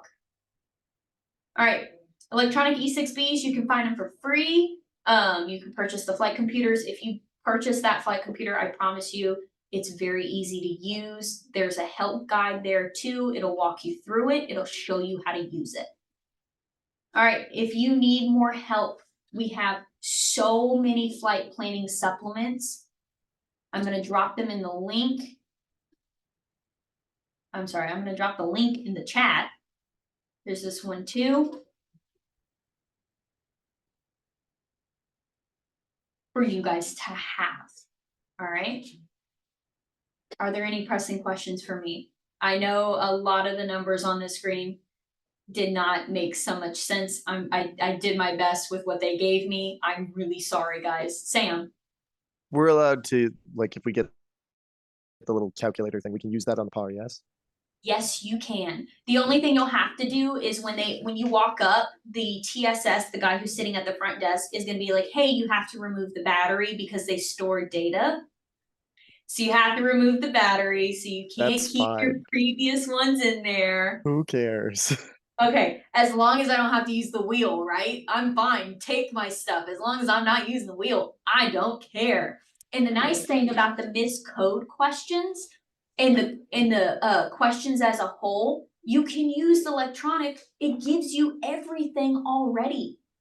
It gives you everything. All you have to do is just throw it in the flipping calculator and it gives you your answer. And you're like, all right, cool, next. I like It's so easy. It's so easy. What was that, Sam? I said I like easy. I like easy too. Pilots do like easy. We're already doing enough crap in our head. We don't need to be doing more math. Ray, what's up? Yeah, when you say everything is given, is the true course given as well, or do we have to use the plotter during the par to get that? No, the true course should, did anyone take the par? Does anyone have any of those par questions? I believe the true course is already given in the examples. I'm pretty Okay. sure. Perfect. Thank you. Yeah, that's why I like taking the E6B in there. Everything's already given to you. You don't have to guess. All you gotta do is just plug and chug, and you're good. And I'm not talking beer. It's my Friday. I'm gonna have a good weekend, but you know, plug and chug the numbers. Work smarter, not harder. Absolutely. You know, I already use enough brain power throughout the day. I don't need to use anymore. I got 3 brain cells and 2 of them are fighting. All right, the other guy's holding on for dear life because we're going over flipping nav logs right now. And he needs another Celsius for the drive because I'm starting my drive tonight after I get out of here with you guys. Rote memorization. Yeah. I mean, kudos to you if you can remember a bunch of numbers. I can't remember my date of birth. So kudos to you if you can remember all that. All right, any other big pressing questions? I have time for giggles now because now I'm relaxed that we got through all of this. All right. Quick Go question. ahead. So you know how there's a question mark there on the E6B? I can't see your screen. Can you move it down for me a little? Yeah, sorry. Let me see. No, you're good.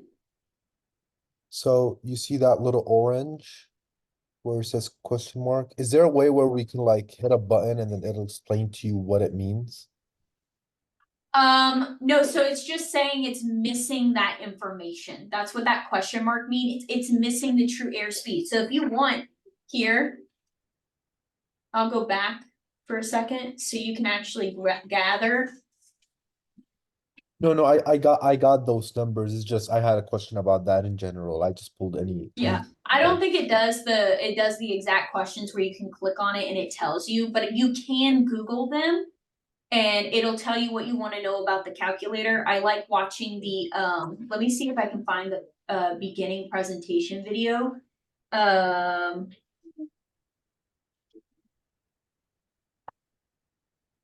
You can go ahead and ask Emmanuel and I'll get you your answer on that electronic E6B while he's asking me.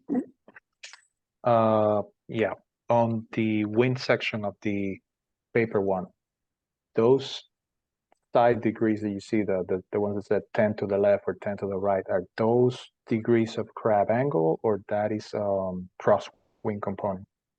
That's our wind correction. That's the amount that we're correcting for the wind. For this example, the wind correction was -1. It took us 1 line over, so that's why we subtracted 1 from it. So basically those Go are ahead. degrees, not knots. That's gonna be in degrees, yes. We're Okay. calculating for degrees here. That's where we got -1, and that's where we got our true course of 177. Okay. Okay, did that answer it for you? That made sense? Yeah. Okay, cool. All right. This guy right here was my favorite. when I was learning how to use this one. Oh. Where'd you guys go? What just happened?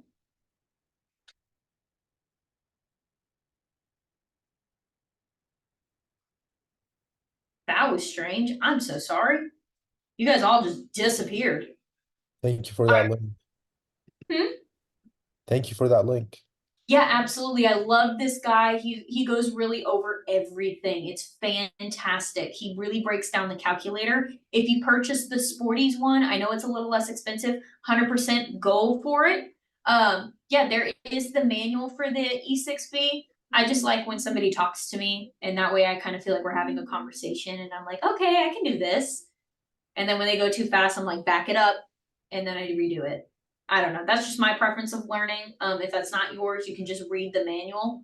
Go for it. It comes with a manual when you purchase it. I believe someone else had a question for me before you guys just all disappeared on me. It was No. me. Oh, go ahead. So I'm still so UTC time. Somebody mentioned Zulu time. Are they like hand in hand? No. Is UTC and Yes. They're Yes, the same. they are the same. Okay, because I know Zulu time. I've never heard UTC time. That's why I was kind of. It used to be called GMT time. Okay. That's right. Okay, that's what it was also called. Yes. All right. Wanted to double check myself on that one before I gave an answer on it. I'm trying to not be so like fast on giving you guys answers and make sure I'm giving you correct information. That's what happens when you just look at a wind chart and say that it's the wind velocity versus temperature. And then you have Manuel, as smart as he is, come in and fix you. It's okay. It's all right. I make mistakes. I trip over my own words. It happens. All right. Do I have any other pressing questions or just questions, period? Do we want out of here? Okay. All right. Everyone collectively all at once said, yes, get me out of here. So you got it. All right. I'll let you guys dip potato chip. Please let me know that you got the sign out link and that you have that you received the rating part of it. There you go. You guys are good. If it's not showing that for you, you are not logged out. So please let me know so I can help you.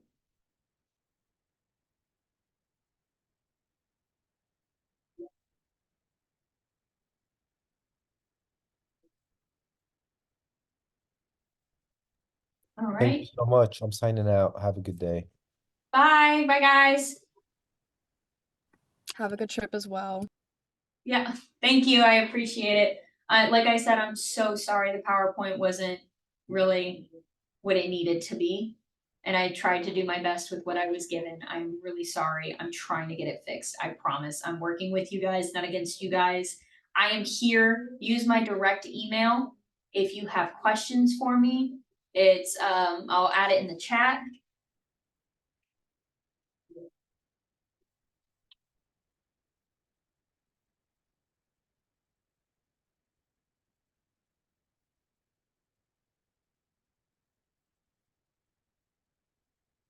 It's madison.spooner@allatps.com. Please reach out to me with questions. It's the only way I'm going to be able to help you guys. I do not mind. I don't know if the other guys are going to go out of their way for it, but I really don't mind. That's fine. If you're still here, did you get the sign in link? Did you get the sign out link? All right. It looks like everybody that signed in has signed out. Domenico, where are you? All right, they've already left, but I'll get that one taken care of. All right, do I have anyone else on here that's got any questions for me? No? All right, guys. Well, I'm gonna dip out. Please send me emails directly if you guys have questions or need help with things. I will do my absolute best. I don't mind doing